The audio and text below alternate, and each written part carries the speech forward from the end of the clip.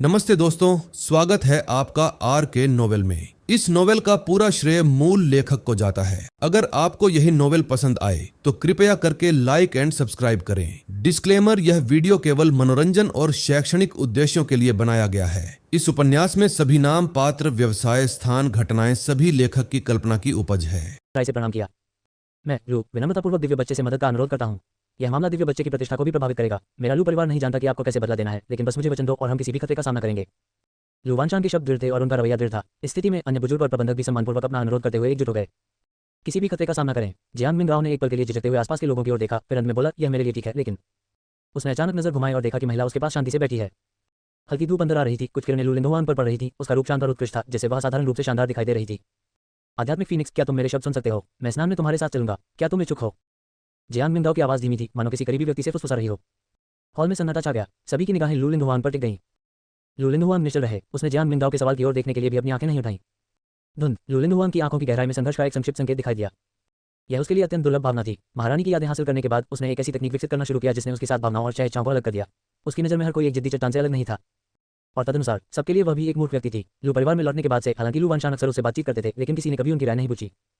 अब तक वह उसकी राय पूछ रहा था। 12 आध्यात्मिक तरल पदार्थ में भिगोना। लू लिंगहुआन के लाल होंठ थोड़े सिकुड़े हुए थे, मानो वह बोलने ही वाली हो, लेकिन फिर वह झिझकी। वह जिस साधना पद्धति का अभ्यास करती थी, उसके लिए उसे अपने आंतरिक स्व को बंद करना पड़ता था। न बोलना सबसे सरल और सुविधाजनक तरीका था। जब तक अत्यंत आवश्यक न हो, वह वास्तव में बोलना नहीं चाहती थी। यदि जियांग मिंगदाओ ने सीधे तौर पर यह कारण पहले बताया होता तो वह निश्चित रूप से इनकार कर देती। लेकिन अब उसने धीरे से अपनी आंखें उठाईं और आश्चर्यचकित हौंसले के बीच वह, जिसे मूर्ख माना जाता था, पहली बार अपने परिवेश पर प्रतिक्रिया करती हुई प्रतीत हुई। लू वानशान की आंखें चौड़ी हो गईं, उत्साह से भर गईं। आध्यात्मिक फीनिक्स, क्या तुमने सुना? मिस चली गई। सचमुच। आश्चर्य की कई लगभग अगोचर ध्वनियां उठी, मानो हर कोई लू लिंगहुआन को परेशान करने से डर रहा हो। इस समय लू लिंगहुआन की नजर जियांग मिंगदाओ पर पड़ी। उसका चेहरा अत्यंत सुंदर था, बिना किसी दोष के, फिर भी उसमें हल्की गर्माहट भरी हुई थी और उसकी आंखों में सूक्ष्म कोमलता झलक रही थी। क्या वह उसे देख रहा था? इतना कोमल, लेकिन वे स्पष्ट रूप से एक दूसरे से उतने परिचित नहीं थे। एक दिव्य पुत्र के रूप में क्या वह भी किसी ऐसे मूर्ख व्यक्ति के रवैये के बारे में चिंतित था? लू लिंगहुआन के होंठ हिले और अचानक बोलने की इच्छा पैदा हुई, लेकिन अंत में उसने एक शब्द भी नहीं बोला। इसके बजाय उसने फिर से अपना चेहरा नीचे कर लिया। इस कार्रवाई ने कई लोगों को, जिनकी सांसें रुकी हुई थी, एक बार फिर आहें भरने पर मजबूर कर दिया। फिर भी अच्छा नहीं। ऐसा लग रहा था कि लू लिंगहुआन ने केवल अपने परिवेश पर प्रतिक्रिया की थी, लेकिन उसे नहीं पता था कि क्या हो रहा था। दिव्य पुत्र, चलो आगे बढ़ें। लू वानशान ने उनसे बार बार आग्रह करते हुए अपना निर्णय लिया। चूंकि उनकी बेटी को ठीक करने का मौका था, इसलिए वह इसे बिल्कुल भी गंवाना नहीं चाहते थे। जियांग मिंगदाओ ने भी अब इनकार नहीं किया। ब्लैक जी ने लू वानशान को स्पिरिट वाटर तैयार करने में मदद की और आसपास का माहौल व्यस्त हो गया। हालांकि जियांग मिंगदाओ के कान में एक हल्की अधिसूचना ध्वनि बजी। बंधु मेजबान, आपके प्रति आपका दृष्टिकोण उदासीन से सामान्य हो गया है। खेती की विधि संभालित हो रही है। Ding, sword shadow divine embryo synchronization सफल। यह अभी भी उपयोगी था। जियांग मिंगदाओ की नजर शांत थी और उसे अपने दिमाग में एक गहरी समझ का उदय महसूस हुआ। उसकी आंखों के सामने अनगिनत तलवार की परछाइयां बहने लगी। तलवार की रोशनी बढ़ गई और विशाल तलवार की ऊर्जा अंतहीन रूप से प्रसारित होने लगी। एक क्षण बाद तलवार की वह विशाल ऊर्जा उसके अंगों और हड्डियों में प्रवाहित हो गई। ऐसा महसूस हुआ जैसे लाखों तेज क्यूई उसके शरीर के सभी मेरिडियन के माध्यम से घूम रहे थे, फिर उसके आंतरिक अंगों में प्रवेश कर रहे थे। एक तलवार भ्रूण पेट में संघनित हो रहे थे। स्वर्ग स्तरीय तलवार दाव, तलवार छाया दिव्य भ्रूण। जियांग मिंगदाओ ने उस पर नजर डाली। एक अच्छी खेती विधि। तलवार दाव को एक दिव्य भ्रूण में संघनित करते हुए तलवार के इरादे को जितना अधिक विकसित किया जाएगा, इस साधना पद्धति की शक्ति उतनी ही मजबूत होगी। कुछ ही देर में स्पिरिट वाटर तैयार हो गया। दिव्य पुत्र, मेरी बेटी के कमरे में। लू वानशान फुसफुसाए। जियांग मिंगदाओ फिर से झिझकने लगा, फिर से हिलाया। लू वानशान ने राहत की सांस ली और जल्दी से दोनों नौकरानियों से आग्रह किया, मिस को अपने कपड़े बदलने और स्पिरिट वाटर में भिगोने के लिए ले जाओ, फिर तुम दोनों बाहर आ जाओ। चरमराहट। दोनों जी नौकरानियों ने सम्मानपूर्वक जवाब दिया और लू लिंगहुआन को पिछवाड़े की ओर ले गईं। लू लिंगहुआन का घर साफ और सुंदर था। सारा फर्नीचर लकड़ी और बांस से बना था। सभी उच्च श्रेणी की आध्यात्मिक सामग्री गर्म और आध्यात्मिक सार से भरपूर थी। इसमें दिन रात बैठने से व्यक्ति आध्यात्मिक प्रकाश से पोषित होता था और बिना साधना के भी इसका जीवन बढ़ाने का प्रभाव होता था। बॉर्डर का लेआउट बहुत सुंदर था। लू लिंगहुआन को कोई भी आकर्षक चीज नापसंद थी। एक नजर में यह एक सुंदर अध्ययन, शांतिपूर्ण महसूस हुआ। एक स्क्रीन के पीछे लकड़ी का एक बड़ा टब रखा हुआ था। स्क्रीन द्वारा डाली गई छाया के माध्यम से कोई लू लिंगहुआन को देख सकता था, जो दो नौकरानियों द्वारा सेवा दे रही थी, अपने कपड़े उतारना शुरू कर रही थी। दासियों की फुसफुसाहट की बकझक शुरू हो गई। मिस की त्वचा सचमुच अच्छी है, वह इतनी गोरी कैसे हो सकती है? मैंने मिस को कभी किसी त्वचा देखभाल उत्पाद का उपयोग करते नहीं देखा। टस्क, मिस प्राकृतिक रूप से सुंदर है, उसे त्वचा की देखभाल की आवश्यकता नहीं है। हे, जब दिव्यपुत्र ने पहली बार मिस को देखा तो मैंने देखा कि उसकी निगाह कुछ देर तक टिकी रही। ऐसा लगता है कि ऊपरी क्षेत्र की इतनी बड़ी हस्ती भी पहली नजर में मिस की सुंदरता से आकर्षित हो जाती है। दिव्यपुत्र वास्तव में सुंदर है, मैंने पहले कभी इतना सुंदर व्यक्ति नहीं देखा। तुम छोटी लड़की, क्या तुम्हें शायद प्यार का एहसास हो रहा है? पफक, क्या तुम नहीं हो? दोनों खिलखिलाए, लेकिन उनके हाथ नहीं रुके। लू लिंगहुआन का गीला आध्यात्मिक वस्त्र हटा दिया गया, जिससे उसकी नाजुक त्वचा दिखाई देने लगी, जो मटन फैट जैद की तरह सफेद थी। लू लिंगहुआन ने उन्हें अपनी इच्छानुसार करने की अनुमति दी। उसकी आंखें कभी कभी चमकती रहती थीं। आज उसकी भावनाओं में कुछ ज्यादा ही उतार चढ़ाव था। उसने मूल रूप से ऐसी स्थितियों को सख्ती से मना किया था, लेकिन अब उसे अवर्णनीय जटिलता का एहसास हुआ। जैसे ही उसका शरीर लकड़ी के टब में घुसा, गर्म भाप उठने लगी। मिस, आप यहीं प्रतीक्षा करें, बाद में दिव्यपुत्र अंदर आएगा। यदि यदि आपको वास्तव में कोई असुविधा महसूस हो तो आप हम दोनों को बुला सकती हैं। हम दरवाजे पर ही होंगे। एक नौकरानी ने लू लिंगहुआन की अभिव्यक्ति को देखते हुए फुसफुसाया। न जाने क्या उसने सुना था और जाने से पहले केवल धीरे से आह भर सकी। कमरा खामोश हो गया। लू लिंगहुआन ने अपनी आंखें नीची कर लीं और अपने शरीर की ओर देखा, जिसे उसने पानी के अंदर अपने पास रखा हुआ था। पानी की लहरें उठी, जिससे सभी महत्वपूर्ण क्षेत्र कवर हो गए, लेकिन अनिवार्य रूप से त्वचा का बड़ा हिस्सा उजागर हो गया। क्या ये सुंदर था? यह महज एक त्वचा गहरा आभास था। एक बार जब कोई उच्च स्तर पर विकसित हो जाता है तो कोई भी अपने शरीर का आकार और रूप बदल सकता है। कौन जानता था कि तब क्या नए आश्चर्य होंगे। हालांकि यह मामला था, फिर भी वह वास्तव में महारानी नहीं थी। वह केवल यादों के एक हिस्से में विलीन हो गई थी और उसकी मानसिकता पूरी तरह से स्थिर नहीं हुई थी। तुरंत उसकी उंगलियों से एक हल्की चमक निकली और फिर लकड़ी के टब में धुंध थोड़ी घनी हो गई, जो पूरे शरीर में फैल गई, जिससे उसकी गोरी और आकर्षक आकृति ढक गई। क्या वह ठीक तभी दरवाजा धक्का देकर खोला गया और कदमों की आवाज सुनाई दी।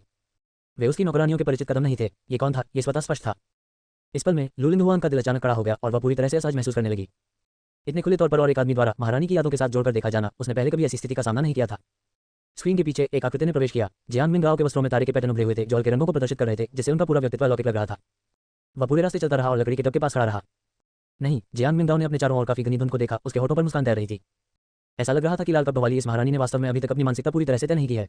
वह सभी भावनाओं को तोड़ने की स्थिति तक नहीं पहुंची थी, जहां कोई भी चीज उसके दिल को परेशान नहीं कर सकती थी।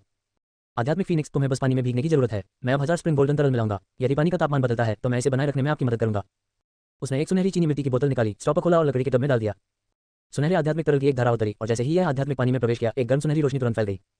चर्चा तुरंत एक ताजा दिव्य शक्ति पूरे परिसर में व्याप्त हो गई। सहस्र वसंत स्वर्ण द्रव्य, एक शीर्ष स्तरीय आत्मा जल। इसका प्रभाव निसंदेह शक्तिशाली था। हालांकि यह केवल एक बोतल की प्रभावकारिता थी, आत्मा संबंधी असामान्यताओं वाले किसी भी व्यक्ति के लिए यह एक दिव्य औषधि थी। जियान मिंगदाओ सीधे टब के पास बैठ गया। उसने देखा कि 1000 वसंत का सुनहरा तरल आध्यात्मिक पानी में विलीन हो गया, फैल गया और सुनहरे पदार्थ के टुकड़े लू लिंगहुआन के शरीर में उड़ेल दिए। लू लिंगहुआन को वास्तव में आत्मा की समस्या थी, लेकिन यह आत्मा की क्षति के कारण नहीं थी। यह महारानी की अतिरिक्त यादों के कारण हुआ, जिसके कारण उनकी आत्मा में उतार चढ़ाव आया।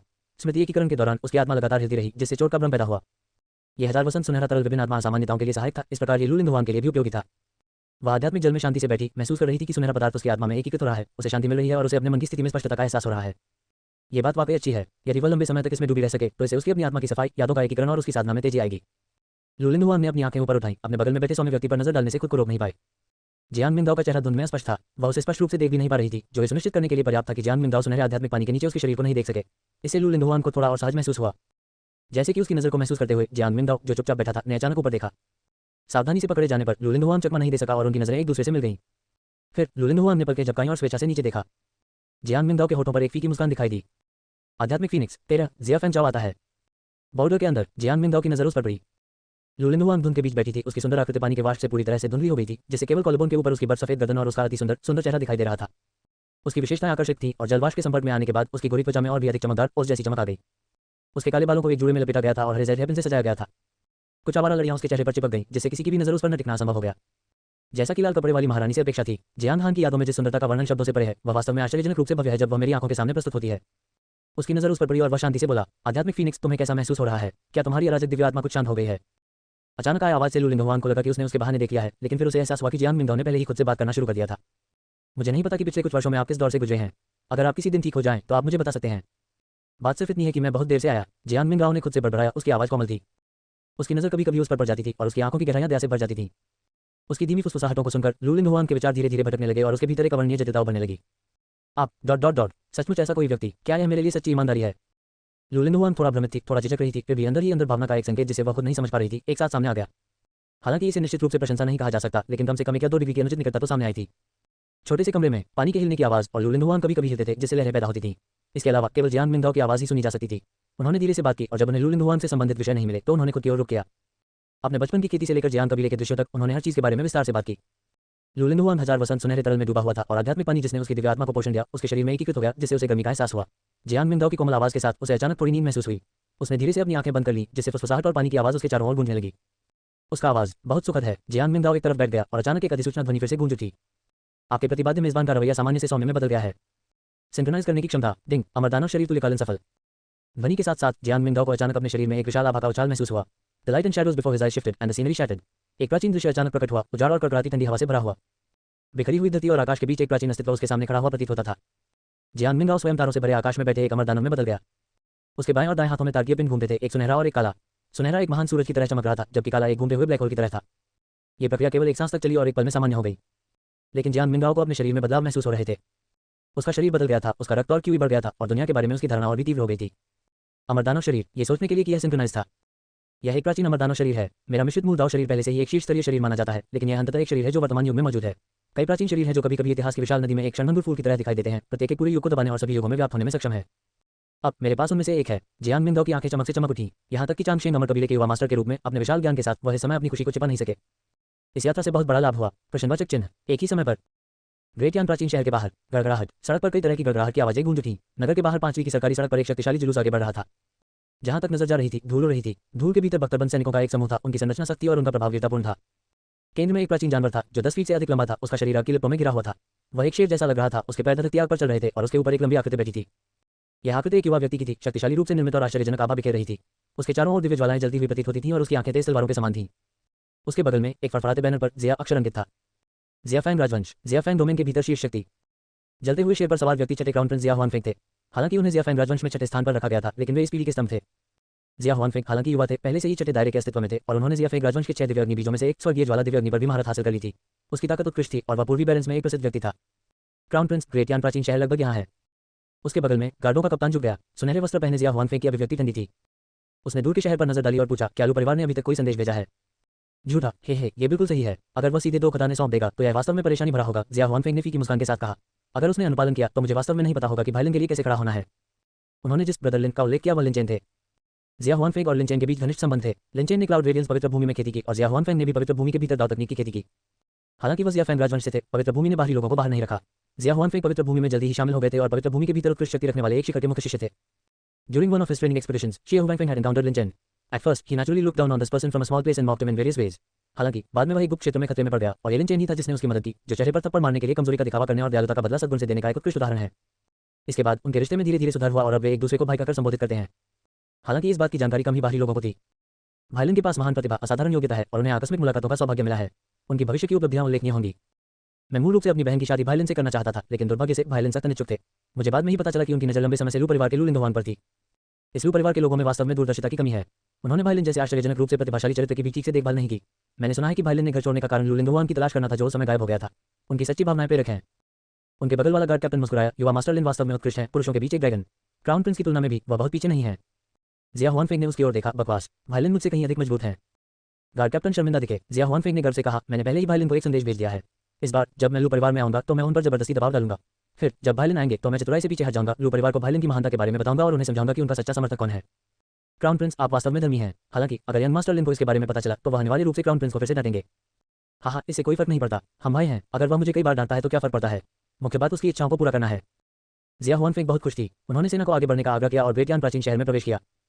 प्राचीन शहर के अंदर ब्लूस्टोन रोड साफ कर दिया गया था और कई लोग बाहर निकलकर शक्तिशाली जुलूस को शहर में प्रवेश करते देख रहे थे। वे सभी बहुत आश्चर्यचकित थे। विशाल गति मार्च करते जुलूस की एक समान पंजाब हर कदम शहर को कांपता हुआ प्रतीत हो रहा था। लू परिवार के अंदर लू वानशान लोगों के एक समूह के साथ पहले से ही प्रवेश द्वार पर खड़ा था। जिया हुआनफेंग के आगमन के बारे में सुनकर लू वानशान वास्तव में व्यथित हो गया। हर समय यह होना ही था। वह अपनी बेटी की हालत जानने के लिए बाहर इंतजार कर रहा था, लेकिन जिया फैंग राजवंश के आगमन के साथ वह संभवतः उनका अभिवादन नहीं कर सका। अपने समूह को इस स्थान पर ले जाने से पहले वह केवल 1-2 बार ही अंदर शाप दे सका। लू परिवार के मुखिया बहुत दिनों से नहीं मिले। जिया फैंग राजवंश के बख्तरबंद सैनिक तुरंत हवेली के बाहर खड़े हो गए। विशालकाय जलता हुआ शेर हवेली के सामने रुक गया। जिया हुआनफेंग विशाल शेर के ऊपर बैठी ऊपर से नीचे की ओर देख रही थी। उसने उनका अभिवादन करने का दावा किया, लेकिन जिया हुआनफेंग विशाल शेर पर पहाड़ की तरह स्थिर बैठा और नीचे देख रहा था, स्पष्ट रूप से उन्हें उकसा रहा था। तुरंत लू वानशान के पीछे लू परिवार के सदस्यों के चेहरे बदसूरत हो गए, आक्रोश से भर गए।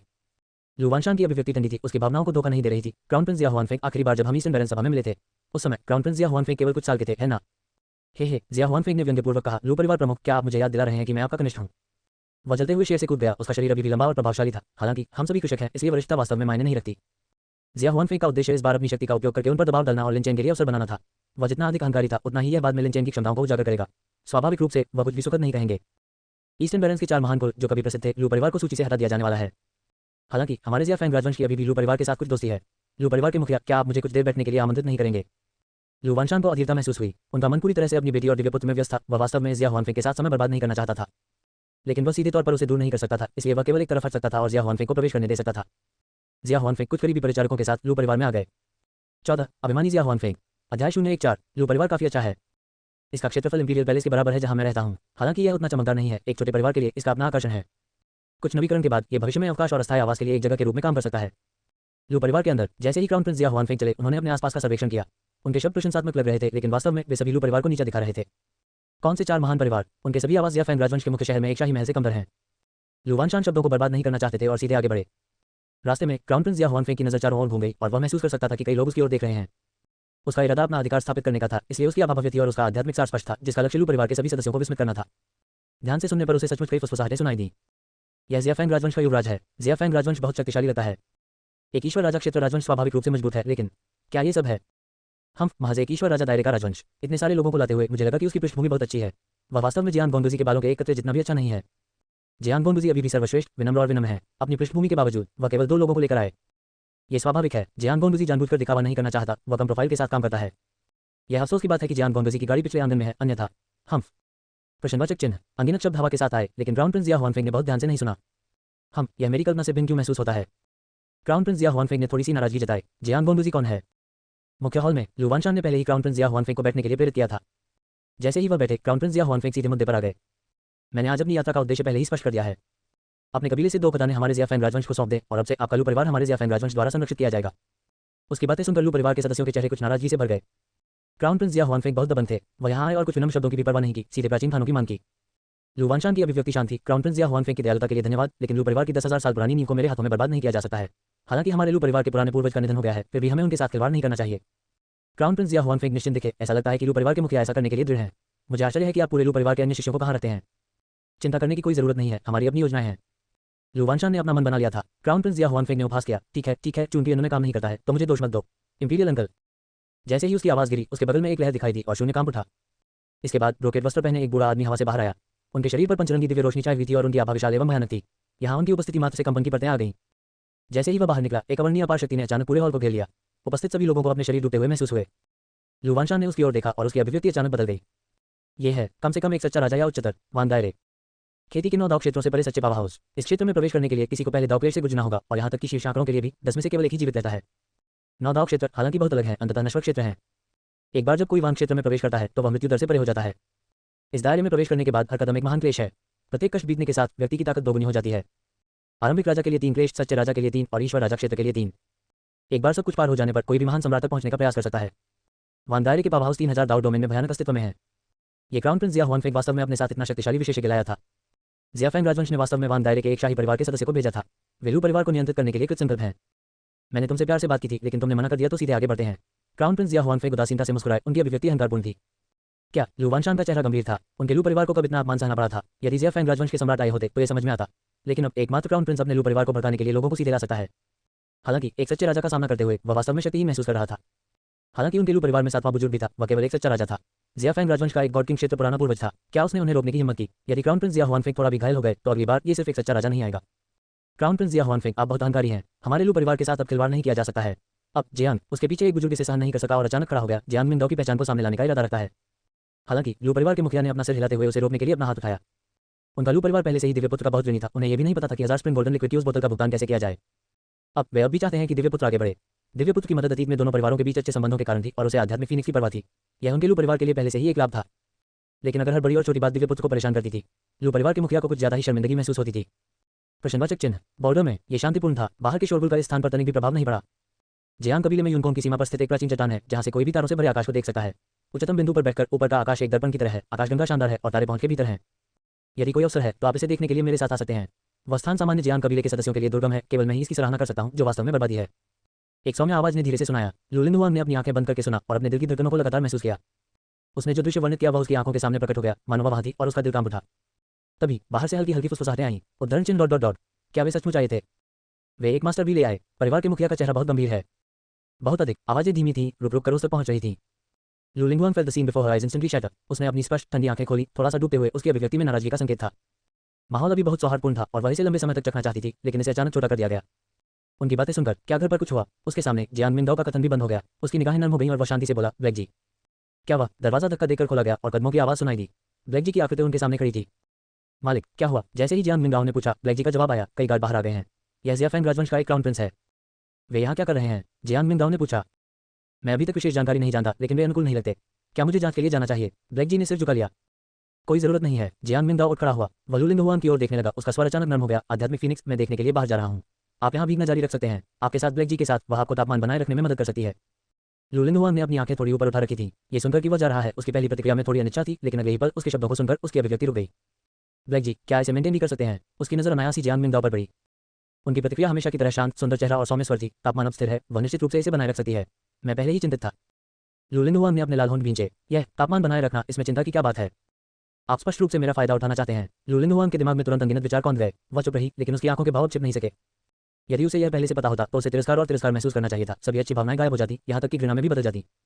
लेकिन अब लू लिंगहुआन ने अपने भीतर की जांच की और इसे कुछ अजीब पाया। ऐसा लग रहा था जैसे उसे यह नापसंद नहीं है। ऐसा क्यों है? वह अपनी भावनाओं को ठीक से न समझ पाने के कारण थोड़ा घबरा गई। आकृति पहले ही कमरे से बाहर जा चुकी थी और पूरा कमरा शांत हो गया था, लेकिन लू लिंगहुआन को अपने दिल में उदासी की भावना महसूस हुई। एक लंबी उदासी उभर रही थी। इस स्थिति में अगर वह यह मौका चूक जाती तो शायद दूसरा मौका नहीं मिलता। लू लिंगहुआन ने अपनी आंखें नीची कर ली, उसके विचार जटिल हो गए। इस समय वह पहले की शांत और शांतिपूर्ण मन की स्थिति में वापस नहीं लौट सकती थी। उसके सामने ब्लैक जी एक तरफ खड़े हो गए। उसने लू लिंगहुआन को ध्यान से देखा, उसके स्वर में ईर्ष्या का संकेत था। वास्तव में उसकी सुंदरता असाधारण है, इसमें कोई आश्चर्य नहीं कि मास्टर इतना स्नेही है।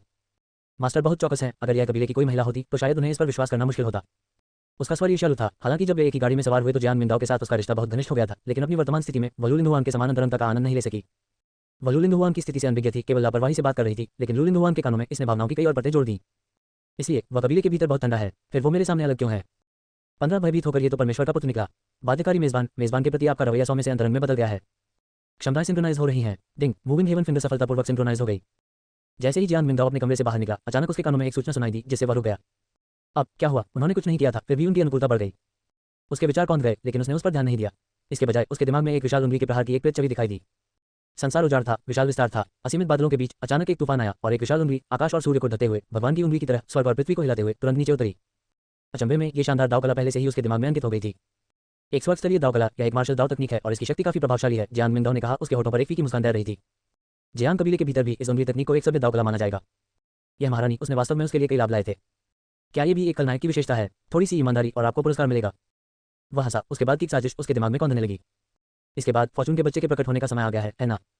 प्रश्नवाचक चिन्ह। मुख्य हॉल में माहौल दमघोटू था। जब लू वानशान ने आगे देखा तो उसका चेहरा गंभीर था। जिया हुआनफेंग के पीछे बुजुर्ग खड़ा था, उसकी राजसी आभा घूम रही थी। लू वानशान को घूरते हुए उसकी आंखें जल गईं। एक सच्चे राजा की बढ़ती आभा ने लू कबीले के उपस्थित सदस्यों के लिए इसे सहन करना कठिन बना दिया। लू क्यूई कहाँ है? लू परिवार के मुखिया, आपको पहले उसे बुलाना चाहिए, जिया फैंग राजवंश के शाही चाचा ने ठंडे स्वर में कहा। उसका लहजा मजाकिया था। मैं उसे जानता था और हमारे बीच पहले भी मारपीट हुई थी, लेकिन कोई स्पष्ट विजेता नहीं था। इस बार मैं देख सकता हूँ कि क्या लू क्यूई ने कोई प्रगति की है। इस जबरदस्त उकसावे को सुनकर लू कबीले के सदस्य हैरान और क्रोधित दोनों थे। दूसरे पक्ष को सातवें बुजुर्ग की पहचान पता थी, इसलिए उन्हें उसे निर्णायक रूप से हराने के लिए आश्वस्त होना चाहिए। भले ही सातवें बुजुर्ग लू को बुलाया गया हो, यह बेकार होगा। जिया हुआनफेंग ने उनके भावों को देखा और विजयी होकर मुस्कुराया। वायलिन जल्द ही आने वाले हैं। इसके बाद उसे बस कुछ और दबाव डालने की जरूरत थी। एक बार वायलिन आ गए तो वह उनके लिए अपनी ताकत दिखाने का रास्ता बना सकते थे। इसी सोच के साथ जिया हुआनफेंग के दिमाग में अचानक हलचल मच गई और वह उदासीनता से बोला, लू परिवार के मुखिया, शांति को प्राथमिकता देना सबसे अच्छा है। ओह, वैसे मैंने सुना है कि लू परिवार के मुखिया की एक बेटी है, सुंदर और आकर्षक। मुझे आश्चर्य है कि वह कहाँ है।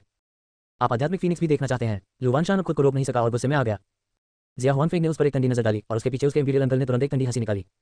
इस खर्राटे ने गड़गड़ाहट की तरह लू वानशान को अपने ऊपर एक अनूठा दबाव महसूस करवाया। उसका शरीर कांप उठा और उसका चेहरा तुरंत पीला पड़ गया। वह एकमात्र दाउला दायरे का अभ्यासकर्ता को एक सच्चे राजा के सामने कदम उठाने का भी कोई अधिकार नहीं था। परिवार के मुखिया, क्या आप ठीक हैं? आप बहुत दूर जा रहे हैं। लू कबीले के कई सदस्य अब इसे बर्दाश्त नहीं कर सकते थे। ये जानते हुए भी कि वे बेजोड़ हैं, वे आगे बढ़ना चाहते थे। जिया हुआनफेंग इस पल का इंतजार कर रही थी। वह ठंडे स्वर में मुस्कुराया, बस बोलने ही वाला था। ठीक तभी बाहर से शोर की आवाज आई। जियान गोंगुजी, आप आ गए। परिवार के मुखिया ने हमें विशेष रूप से कहा है कि हम आपको परेशान न करें। शायद आपको वापस जाना चाहिए। कदमों की आवाज के साथ एक व्यक्ति मुख्य हॉल के सामने चला गया। जिया हुआनफेंग ने पलटकर देखा तो पूरे हॉल में रोशनी थोड़ी धीमी थी। प्रवेश द्वार पर एक लंबी चरहरी आकृति खड़ी थी। उस आदमी ने एक बार सफेद लंबा वस्त्र पहना था, उसकी भौहें सख्त थी और उसके पूरे अस्तित्व में एक अवर्णीय अलौकिक आभा थी। एक नजर में जिया हुआनफेंग का दिल अचानक उछल गया और फिर उसने भौहें चढ़ा दी। उसने पहले ही लू कबीले के सदस्यों की जांच कर ली थी, तो फिर उसने ऐसे किसी चरित्र के बारे में कभी क्यों नहीं सुना? इस व्यक्ति की आभा, उसे ऐसा क्यों महसूस हुआ कि वह इसे ठीक से देख नहीं सका? इतना छोटा, क्या वह पूर्वी उजाड़ से है? जिया हुआनफेंग के दिमाग में अनगिनत विचार कौंध गए और उसके दिल में बेचैनी की एक धुंधली भावनाओं भर आई। इस बीच लू वानशान और अन्य, जो मूल रूप से भस्म हो गए थे और मरने के लिए तैयार थे, इस आकृति को सामने देखकर अचानक उनका गुस्सा शांत हो गया। इसके बजाय उनके चेहरे सुखद आश्चर्य से भर गए। क्यों आए हो? हमने दिव्य पुत्र को परेशान किया है। कई लोग झट से थोड़ा झुककर खड़े हो गए। अब इतना सम्मानजनक। जिया हुआनफेंग सब रह गया। उसने सोचा कि यह व्यक्ति लू कबीले का कोई कनिष्ठ परिचित था, लेकिन सभी बुजुर्ग और प्रबंधक इतना कम सम्मान दिखा रहे थे। आप कौन हैं? जब जिया हुआनफेंग ने उस व्यक्ति की ओर देखा तो उसकी आवाज ठंडी थी। यह जिया फैंग राजवंश और लू कबीले के बीच का मामला है। यदि आप बाहरी व्यक्ति हैं तो जल्दी से चले जाएं, इसका आपसे कोई लेना देना नहीं है। उनका स्वर पहले से ही थोड़ा नर्म हो गया था। जिया फैंग राजवंश की प्रतिष्ठा सर्वविदित थी। एक बार इसका आह्वान करने पर कोई भी चतुर व्यक्ति जान जाएगा कि उसे इसका शत्रु नहीं बनना चाहिए। लेकिन यह युवक अलग लग रहा था। जिया फैंग राजवंश, वह किस प्रकार की शक्ति है? एक शांत आवाज गूंजी और उस आदमी की नजर उस पर पड़ी। क्या ये बहुत मजबूत है? तुम्हारी हिम्मत कैसे हुई? उसका लहजा वास्तव में सवाल करने वाला था, लेकिन जिया हुआनफेंग के कानों में उसका चेहरा डूब गया और वह गुस्से में था। उनका जिया फैंग राजवंश एक प्रसिद्ध अमर राजवंश था, इसके बारे में कोई कैसे नहीं जान सकता। इस व्यक्ति के शब्द स्पष्ट रूप से अपमानजनक और उकसाने वाले थे। मेरे जिया फैंग राजवंश का अनादर करते हुए तुम मौत चाहते हो? जिया हुआनफेंग के पीछे कबीले के चाचा की आंखें अचानक आग की तरह चमक उठी। उनका पूरा शरीर आध्यात्मिक ऊर्जा से प्रज्वलित होकर आकाश की ओर उड़ रहा था। चर्चा, उसके बगल का स्थान कंपन हुआ और सच्चे राजा क्षेत्र का शक्तिशाली दबाव आगे बढ़ गया। उसने पहले जियांग मिंगदाओ को गंभीर रूप से घायल करने के इरादे से हथेली से वार किया। सच्चा राजा। हालांकि जियांग मिंगदाओ पूरे समय उदासीन रहा, उसका आश्चर्य क्षण भंगुर था। इससे पहले कि इंपीरियल अंकल की आध्यात्मिक ऊर्जा पूरी तरह से फूट पाती, मुख्य हॉल में अचानक एक हम्फ ध्वनि प्रकट हुई। आवाज तेज नहीं लग रही थी, लेकिन सच्चे राजा के कानों में ये गड़गड़ाहट की तरह फूट पड़ी। उसे ऐसा महसूस हुआ जैसे बिजली गिर गई हो। उसका चेहरा तुरंत पीला पड़ गया, उसकी आध्यात्मिक ऊर्जा तुरंत बिखर गई। सुनहरे रक्त का एक कण बाहर निकल आया और उसका शरीर तुरंत एक अदृश्य चक्की द्वारा कुचा हुआ प्रतीत हुआ। एक धमाके के साथ उसका मांस फट गया। एक विशाल ध्वनि गूंज उठी। पूरे मुख्य हॉल के भीतर की श्रृंखला तुरंत सक्रिय हो गई। अनगिनत चमकदार रोशनी घूम गई, लेकिन उन्हें स्थिर होने के लिए संघर्ष करना पड़ा। अंततः टुकड़ों में बिखर गई। लुवानशान और अन्य लोग स्तब्ध रह गए। सब कुछ बहुत अचानक हुआ। जिस क्षण से इंपीरियल अंकल ने कार्रवाई करने का इरादा दिखाया, तब तक वह एक खूनी धुंध में विस्फोट हो गया। एक सांस से भी कम समय बीता था। उनके लू कबीले हवेली में सनी उनके गॉड किंग दायरे के पूर्वज द्वारा पीछे छोड़ दी गई थी और गॉड किंग दायरे के हमले का सामना कर सकती थी। अब यह एक खर्राटे से कैसे टूट गया? जिया हुआनफेंग के चेहरे पर कठोर अभिव्यक्ति अभी तक फीकी नहीं पड़ी थी। वह अपने शाही चाचा को अपनी ताकत का प्रदर्शन करते हुए देखने के लिए उत्सुक था। लेकिन उसके सामने का दृश्य, शाही चाचा, उसका भौतिक शरीर नष्ट हो गया। सच्चे राजा का भौतिक शरीर बिखर गया, लेकिन उसकी दिव्य आत्मा वहीं रह गई। उसकी अभिव्यक्ति खाली थी। वह जियान मिंगदाओ के पीछे की जगह को एकटक देखता रहा। उसका चेहरा बिल्कुल पीला पड़ गया था। उसने जल्दी से ऊपर देखा और जियान मिंगदाओ के पीछे एक कुबड़ बूढ़ा आदमी दिखाई दिया। वह साधारण ग्रामीण किसान प्रतीत होता था, लेकिन अगर कोई करीब से देखे तो वह देख सकता है कि बूढ़े व्यक्ति के आसपास का स्थान स्थिर था और यह समझना मुश्किल था जैसे कि वह अपने स्वयं के अनूठे स्थान में मौजूद हो। बस एक नजर और इंपीरियल अंकल की आवाज तीखी हो गई। उनकी आंखें दहशत से भर गई, मानो उन्होंने कोई बहुत बड़ी भयावहता देखी हो। भगवान, भगवान राजा क्षेत्र, एक तेज आवाज मुख्य हॉल में गूंज उठी। जिया हुआनफेंग को आखिरकार होश आ गया। उसने अपने शाही चाचा की ओर देखा, फिर बूढ़े व्यक्ति की ओर, और उसके चेहरे का रंग तुरंत उड़ गया। एक ईश्वर राजा क्षेत्र, क्या वह लू कबीले से है? नहीं, इस युवक के साथ नजर आया ये शख्स। अचानक अतीत की अनगिनत घटनाएं उसके दिमाग में कौंध गईं। वह व्यक्ति जो अचानक लू कबीले में प्रकट हुआ, उसके संरक्षक के रूप में एक ईश्वर राजा क्षेत्र के साथ उपनाम जियांग। अचानक जिया हुआनफेंग ने कुछ सोचा और ऐसा लगा जैसे उसके सिर में वज्रपात हो गया हो। जियांग, आप जियांग कबीले से हैं। आप चांगशेंग अमर कबीले जियांग कबीले के युवा मास्टर हैं। आप वह दिव्य पुत्र हैं। जिया हुआनफेंग को उसे निकलने का अत्यधिक भय महसूस हुआ।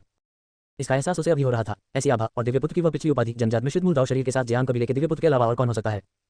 वह वास्तव में व्यक्तिगत रूप से लू कबीले में आया था।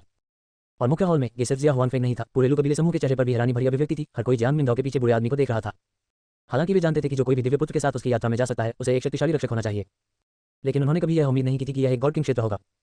क्या ये जियांग कबीले की नींव है? यहाँ तक कि उनके संरक्षक भी उनके सभी कुलों के बीच पहले से ही सबसे ऊंचे अस्तित्व वाले थे। भगवान राजा क्षेत्र, इतना शक्तिशाली व्यक्ति जियांग मिंगदाओ की रक्षा के लिए पर्याप्त था, क्योंकि वह पूरे पूर्वी उजाड़ में स्वतंत्र रूप से यात्रा करता था। 16 ये लिन चेन निकला। हॉल में एक घातक सन्नाटा छा गया। गंभीर रूप से घायल ट्रूकिंग, उसका भौतिक शरीर नष्ट हो गया था, केवल उसकी आत्मा ही बची थी। यहाँ तक कि वान दायरे में एक शक्तिशाली अस्तित्व के लिए भी किसी के भौतिक शरीर का विनाश एक गंभीर झटका था। लेकिन इस समय जिया फैंग राजवंश के शाही चाचा ने कोई गुस्सा दिखाने की हिम्मत नहीं की। इसके बजाय उसका चेहरा पीला पड़ गया था और वह नियंत्रित रूप से काम रहा था। दिव्य राजा, एक दिव्य राजा के सामने वह एक मायावी की तरह था। हालांकि वे दोनों वान दायरे से संबंधित थे, दोनों क्षेत्रों के बीच का अंतर स्वर्ग और पृथ्वी जैसा था। अधिकांश लोग भले ही वे वान दायरे को प्राप्त कर सके, अपने पूरे जीवन में केवल सच्चे राजा स्तर तक ही पहुंच पाएंगे। दिव्य पुत्र, क्या हमें उसे खत्म कर देना चाहिए? 9 बुजुर्गों की बुजुर्ग आवाज गूंजी। कोई जल्दी नहीं। जियांग मिंगदाओ ने अपने कान में खलनायक बिंदुओं की आवाज सुनी, भौं उठाई और जिया हुआनफेंग की ओर देखा। जिया हुआनफेंग का चेहरा पीला पड़ गया था और उसका शरीर चलने की तरह काम रहा था। चांगशेंग अमर कबीला, जियांग कबीला, बस इस नाम का उल्लेख एक ऐसा अस्तित्व था जिसका जिया फैंग राजवंश आसानी से मुकाबला नहीं कर सकता था। आखिरकार जिया फैंग राजवंश ने एक छोटे दाव डोमेन को नियंत्रित किया और शायद पूर्वी बैलेंस में दबंग तरीके से कार्य कर सकता था, लेकिन जियांग कबीले की नजर में वे चीटियों से ज्यादा बड़े नहीं थे। मुझे दिव्य पुत्र के आगमन के बारे में नहीं पता था। जिया हुआनफेंग अंधी थी और उसने दिव्य पुत्र को नाराज कर दिया था। मैं मौत का हकदार हूं। जिया हुआनफेंग की आंखों में डर साफ दिखाई दे रहा था और वह नहीं रुक सका और खुद को जमीन पर गिरा दिया। मेज के शीर्ष पर बैठे जियांग मिंगदाओ की अभिव्यक्ति शांत थी। जिया फैंग राजवंश, इस बार आपकी यात्रा का उद्देश्य क्या है? मैं, जिया हुआनफेंग ने अपना मुंह खोला, न जाने कैसे बोले। उस व्यक्ति ने स्वाभाविक रूप से सभी पक्षों को दबाते हुए श्रेष्ठ स्थान पर कब्जा कर लिया, जिससे किसी के लिए भी प्रतिरोध के किसी भी विचार को मन में लाना संभव हो गया। जिया हुआनफेंग की आवाज शुष्क थी। यह मैं ही था जो इस बार क्षण भर के लिए मोहित हो गया था। लू परिवार की 2 पुश्तैनी खानों की तलाश करना चाहता था और इसलिए मैं यहाँ आया था। सिर्फ इसी वजह से। जियांग मिंगदाओ का स्वर फीका था। हाँ, यह मामला। जिया हुआनफेंग ने केवल इतना ही कहा। अब उसे मौत तक पछतावा हो रहा था। उन्होंने जियांग कबीले और लू परिवार के बीच विवाह गठबंधन के बारे में भी सुना था। लेकिन क्या भाई लिन ने बहुत पहले नहीं कहा था कि जियांग कबीले लू लिंगहुआन को नीची दृष्टि से देखते हैं और सगाई तोड़ना पहले से तय निष्कर्ष था? यदि वे उसे नीची दृष्टि से देखते तो क्या मिश्रित मूल दाव बॉडी जियांग मिंगदाओ व्यक्तिगत रूप से आते? फिर ठीक है। जियांग मिंगदाओ ने थोड़ा सा हिलाया। 9 बुजुर्गों, आप जिया फैंग राजवंश में जाएं और जिया फैंग राजवंश के शाही परिवार से पूछे कि उन्हें लू परिवार में परेशानी पैदा करने की हिम्मत किसने दी? आप, ये सुनकर जिया हुआनफेंग का चेहरा एकदम बदल गया। आपका क्या मतलब है? यात्रा के लिए जाओ। यह एक दिव्य राजा है। एक बार जब वह चला गया तो उनके जिया फैंग राजवंश को एक बड़ी आपदा का सामना करना पड़ेगा। भले ही जिया फैंग राजवंश में एक दिव्य राजा भी था, एक पुराने दिव्य राजा की तुलना एक प्राचीन अमर कबीले से कैसे की जा सकती थी? दिव्य पुत्र, इस मामले का मेरे शाही पिता से कोई लेना देना नहीं है। यह मेरा अपना काम था, कृपया दयालु बने। जिया हुआनफेंग दहशत से भरी हुई थी। जियांग मिंगदाओ की अभिव्यक्ति उदासीन थी। उसके सफेद वस्त्र बर्फ की तरह थे, लेकिन उसकी निगाहें सभी जीवित प्राणियों को नीची दृष्टि से देखने की भावना लेकर घूम गई, जिससे जिया हुआनफेंग के पूरे शरीर में ठंडक दौड़ गई। हाँ, 9 बुजुर्ग थोड़ा झुके और बाहर चलने के लिए मुड़े। जिया फैंग राजवंश के सच्चे राजा इंपीरियल अंकल चिंतित हो गए। शाही राजकुमार, जिया फैंग राजवंश को एक मृतन की ओर मत धकेलो। जिया हुआनफेंग का चेहरा व्याकुल हो गया। ये देखकर कि दूसरी पार्टी जाने वाली थी, उन्होंने तुरंत कहा, दिव्य पुत्र, यह मामला वास्तव में जानबूझकर मेरे द्वारा किया गया था। मेरे लू परिवार के लिनचेन के साथ एक उत्कृष्ट संबंध है और मैं वास्तव में यहाँ संपत्ति की तलाश नहीं कर रहा हूँ। ये देखते हुए कि वह अब इसे छिपा नहीं सकता, उसने तुरंत लिनचेन का नाम सामने लाया। लिनचेन, ये नाम सुनकर लू वानशान और अन्य लोग आश्चर्यचकित रह गए। इसका चैन से क्या लेना देना है? आप लिनचेन को जानते हैं? कई निगाहें उस पर पड़ी, हर एक की नजर संदिग्ध थी। जियांग मिंगदाओ की आंखों की गहराई में चंचलता का एक संकेत झलक रहा था। जियांग हान की यादों को परिष्कृत करने के बाद वह स्वाभाविक रूप से दूसरे पक्ष के उद्देश्य को जानता था। सतह पर उनकी अभिव्यक्ति शांत रही। लिनचेन कौन है? लू वानशान ने जल्दी से धीमी आवाज में समझाया, फिर जिया हुआनफेंग की ओर देखा। क्या लिनचेन ने तुम्हें आने के लिए कहा था? जिया हुआनफेंग के होंठ फड़कने लगे, ये जानते हुए कि वह अब इसे छिपा नहीं सकता है। लिनचेन और मेरे बीच एक असाधारण करीबी रिश्ता है। हम एक दूसरे को भाई कहते हैं। मैं इस बार इसलिए आया क्योंकि मैंने सुना है कि लिनचेन लू परिवार के मुखिया की बेटी पर बहुत मोहित थी और मैं पहले अपनी प्रतिष्ठा स्थापित करना चाहता था। फिर लिनचेन इस मामले में मध्यस्थता करने के लिए आए, जिससे लू परिवार के मुखिया की उनके बारे में धारणा बदल गई और भाई लिन आसानी से सुंदरता का दिल जीतने में सफल हो गए। ये बस है। जैसे जैसे वह बोलता गया, उसकी आवाज नर्म होती गई, उसकी अभिव्यक्ति लड़खड़ा गई और अधिक कहने की हिम्मत नहीं हुई। लू वानशान का चेहरा काला पड़ गया। ये कैसी निरर्थक गड़बड़ी थी? लिनचेन कैसे शामिल थी? हालांकि ऐसा लग रहा था कि इसका लिनचेन से कोई लेना देना नहीं है और जिया हुआनफेंग ने अपने दम पर काम किया है। क्या मूल कारण अभी भी लिनचेन आध्यात्मिक फीनिक्स की लालसा नहीं था? ये बदमाश लू वानशान क्रोधित थे। उसे ऐसा महसूस हुआ मानो उसने किसी के साथ ईमानदारी से व्यवहार किया हो, लेकिन सब कुछ कुत्तों के पास चला गया। अन्य प्रबंधकों और बुजुर्गों को भी लगभग ऐसा ही महसूस हुआ। हालांकि लिनचेन मास्टरमाइंड नहीं था, ये मामला लिनचेन की वजह से पैदा हुआ था। उन्होंने जिया फैंग राजवंश का भव्य रूप से सामना किया था, उनका अपमान सहा था और यह उनके ही पक्ष के किसी व्यक्ति के कारण हुआ। इसने वास्तव में किसी को हास्यास्पद महसूस कराया। डिंग, लिनचेन के बारे में लू परिवार की धारणा बहुत कम हो गई है। लिनचेन का विकास प्रभावित हुआ है। Fortune value -200। उसके कान में एक सूचना पड़ी। जियान मिंगाओ ने इस बात का दिखावा किया कि उसे अभी अभी मामले का पता चला है। वो लिनचेन कहाँ है? जिया हुआनफेंग ने हकलाते हुए कहा, मैंने उसे पहले ही सूचित कर दिया है, उसे बहुत जल्द वापस आना चाहिए। जियान मिंगाओ की निगाहें बदल गईं। लू परिवार प्रमुख, ऐसा लगता है कि यह आपके लू परिवार का पारिवारिक मामला है। तुमने एक चुटकुला देखा है दिव्य पुत्र? लू वानशान का चेहरा अजीब था। वह बमुश्किल अपने गुस्से को दबा पा रहा था। ऐसा कुछ नहीं है। इस लिनचेन को शायद इस मामले के बारे में पता नहीं है। ये सिर्फ जिया फैंग राजवंश अपने आप काम कर रहा था।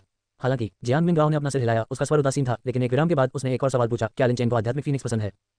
जियान मिंगाओ की आवाज शांत रही, लेकिन लू वानशान के कानों में उसे अचानक अपनी रीढ़ की हड्डी में ठंडक महसूस हुई। तुरंत लू वानशान का चेहरा एकदम बदल गया। दिव्य पुत्र, निश्चिंत रहें, आध्यात्मिक फीनिक्स का उस लिनचेन के साथ ज्यादा संपर्क नहीं है। उन दोनों का कोई भी संबंध नहीं है। उसका हृदय भय से भर गया। इस बार दिव्य पुत्र व्यक्तिगत रूप से आया, जिसने उनके लू परिवार के प्रति बहुत सम्मान दिखाया। इसके अलावा आध्यात्मिक फीनिक्स के प्रति उनकी सावधानीपूर्वक देखभाल को देखते हुए यह कहना मुश्किल था कि क्या स्नेह था, लेकिन कम से कम कोई घृणा नहीं थी। और अब ऐसी बात सुनकर, यह एक चांगशेंग अमर कबीला था। विशेष रूप से चुन की जियान मिंगाओ एक अद्वितीय प्रतिभा थी, जो चांगशेंग अमर कबीले से 10,000 वर्षों में केवल एक बार प्रकट होती थी। एक इशारे से कितने कुलीन परिवार अपनी बेटियों को भेजेंगे? वह किसी ऐसे व्यक्ति को स्वीकार करने को कैसे तैयार हो सकता है जो अभी भी दूसरों से उलझा हुआ है? यदि लू लिंगहुआंग और लिनचेन के बीच वास्तव में कोई रिश्ता था, भले ही वह बचपन का मोह हो, तो यह निश्चित रूप से दिव्य पुत्र को नाराज करेगा। गंभीर मामलों में चांगशेंग अमर कबीला क्रोधित हो जाएगा। एक बार ऐसा होने पर उनका पूरा लू परिवार सीधे तौर पर आत्महत्या कर सकता है, ताकि पूरे क्षेत्र को प्रभावित होने से बचाया जा सके और यहाँ तक कि दाओ डोमेन को भी ध्वस्त होने से बचाया जा सके। मेरी बेटी स्पिरिचुअल फीनिक्स का बचपन से ही कभी लिनचेन से संपर्क नहीं रहा है। उसका व्यक्तित्व ठंडा है और वह बाहरी लोगों को नापसंद करती है। वह उसे बहुत कम बार मिली है। ये वह लिनचेन है जिसकी स्वयं में भेड़िया महत्वाकांक्षाएं हैं। लू वानशान ने दांत पीसते हुए कहा, इस मामले में एक बार जब वह लौटेगा, मैं दिव्य पुत्र को स्पष्टीकरण दूंगा। ये सबसे अच्छा होगा। जियान मिंगाओ का स्वर फीका था। कोई स्पष्ट भावना नहीं दिख रही थी, जिसने लू वानशान को और अधिक असहज कर दिया। ये कहने के बाद जियान मिंगाओ लंबा खड़ा हो गया और जाने के लिए मुड़ा। जियान मिंगाओ को विशिष्ट बातें कैसे नहीं पता थी। अब वह बस आग में गिरा रहा था। जैसे ही वह मुख्य हॉल से बाहर निकला, उसके कान में एक सूचना सुनाई दी। डिंग, लू वानशान लिनचेन से नाराज है, गुस्से से जल रहा है। लिनचेन का विकास प्रभावित हो रहा है। Fortune value -100। देखना, वह पहले ही कुछ हासिल कर चुका था। जियान मिंगाओ मन मुस्कुराए, शांति से फॉर्चून के बच्चे की वापसी का इंतजार कर रहे थे। अल्पविराम, एक ही समय पर शहर के बाहर एक आकृति आकाश से उतरी और नगर द्वार के सामने खड़ी हो गई।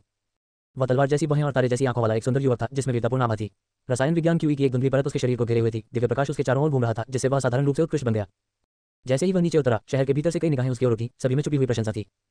लिनचेन लंबे समय से इन निगाहों का आदी हो गया था। आखिरकार क्लाउड रेडियंस होली लैंड में भी, जहां प्रतिभाएं बड़ी संख्या में उभरकर सामने आई, वह सबसे शीर्ष स्तर के अस्तित्वों में से एक थे। आखिरकार वापस आ गया। भाजिया वास्तव में कुछ है। अगर मुझे पता होता कि वह इस तरह का स्टंट करेगा, तो मैंने उसे लू परिवार के मामलों के बारे में नहीं बताया होता। जो व्यक्ति आया वह बिल्कुल लिनचेन था। लिनचेन की अभिव्यक्ति कुछ असहाय थी। जब उन्हें जिया हुआनफेंग का पत्र मिला, तो वे अवाक रह गए। पत्र में जिया हुआनफेंग के उद्देश्य का विवरण दिया गया, ये देखते हुए कि वह अपने लिए सुंदरता को बचाने वाला नायक परिदृश्य स्थापित करने जा रहा था। लिनचेन को यह मनोरंजक और आंतरिक रूप से थोड़ा उत्साहित लगा। कुछ वर्षों में वह लू परिवार से दूर रहा। उसने अन्य सदस्यों को ज्यादा याद नहीं किया, केवल लू लिंगहुआंग को। जैसे ही वह मनमोहक चेहरा, जो कई वर्षों के बाद भी आश्चर्यजनक बना रहा, उसके दिमाग में आया, लिनचेन को एक अधीर इच्छा महसूस हुई। तुरंत उसने अपने कदम तेज कर दिए, ग्रेट यान प्राचीन शहर में प्रवेश किया और लू परिवार की ओर बढ़ गया। 17 स्क्रिप्ट गलत क्यों है? फीनिक्स प्रकट होता है। लू परिवार के अंदर लिनचेन बिना किसी बाधा के वहां से गुजर गया। रास्ते में उसने पहले ही इसका पता लगा लिया था। हालांकि इस बार भाजिया की हरकतें थोड़ी लापरवाह थी। यह अंततः अच्छे इरादों से थी, इसलिए मैं उसे बेनकाब नहीं करूंगा। मैं बस उसे न जानने का दिखावा करूंगा और इस मामले को अभी आराम करने दूंगा। कुछ दिनों के बाद मैं अपने पालक पिता के सामने कबूल कर लूंगा। मुख्य कारण था, हालांकि hero saving the beauty drop की सीपी की बात थी। बहुत सोचने के बाद लिनचेन को एहसास हुआ कि यह लू लिंगहुआंग के करीब आने का सबसे अच्छा तरीका था। अन्यथा लू वानशान, जिसने हमेशा उसे दत्तक पुत्र के रूप में माना था, उसे कभी भी अपनी बेटी के लिए संभावित प्रेमी नहीं मानेगा। इस बार मैं लू परिवार को बता दूंगा कि मैं वह नहीं हूं जो पहले हुआ करता था। उसने प्रत्याशा से बढ़कर अपने कदम तेज कर दिए। मुख्य हॉल के अंदर लिनचेन तलवारें खींचे और झुके हुए धनुषों के साथ तनावपूर्ण माहौल देखने की उम्मीद में दौड़कर अंदर आए। आखिरकार उन्होंने जिया हुआनफेंग के व्यक्तित्व को समझा। जब वे पहली बार मिले तो वह बेहद घमंडी और दबंग था, और अगर उसने गलती से उसे नहीं बचाया होता तो उनके रिश्ते में सुधार नहीं होता। इस बार वह एक शो कर रहा था और उसने इसे निश्चित रूप से चरम सीमा तक किया। लेकिन जब वह मुख्य हॉल में पहुंचे तो लिनचेन की अभिव्यक्ति टिक गई। कुछ ठीक नहीं था। यह इतना शांत क्यों था? हॉल के अंदर लू वानशान मेज के शीर्ष पर बैठा था। उसकी अभिव्यक्ति वास्तव में बहुत अच्छी नहीं थी। दूसरी तरफ उसका शपथ ग्रहण भाई जिया हुआनफेंग था। हालांकि जिया हुआनफेंग, जिसे अविश्वसनीय रूप से अहंकारी होना चाहिए था, चुप था। जब उसने लिनचेन को अंदर आते देखा, जिया हुआनफेंग की आंखें चमक उठी। वह कुछ कहने वाला था, लेकिन फिर अचानक रुक गया। लिनचेन को अजीब लगा, लेकिन फिर भी वह आगे बढ़ गया। पालक पिता लू वानशान की निगाहें उसकी ओर घूम गईं। उसकी अभिव्यक्ति शांत थी, जिससे यह बताना असंभव हो गया कि वह क्या सोच रहा था। टेना, तुम वापस क्यों आए? लिनचेन को कुछ भी संदेह नहीं था। मैंने पवित्र भूमि में अपनी खेती में बहुत प्रगति की है और हाल ही में अनुभव के लिए पहाड़ से नीचे आया हूँ। मैंने ये भी सुना कि घर पर कुछ हुआ था, इसलिए मैं विशेष रूप से लौट आया। आज ये है। वह जिया हुआनफेंग की ओर देखते हुए हतप्रभ दिख रहा था। लू वानशान का चेहरा ठंडा था। आप इस व्यक्ति को नहीं जानते? लिनचेन स्तब्ध रह गया। उनका इससे क्या मतलब था? वह ऐसा प्रश्न कैसे पूछ सकता है?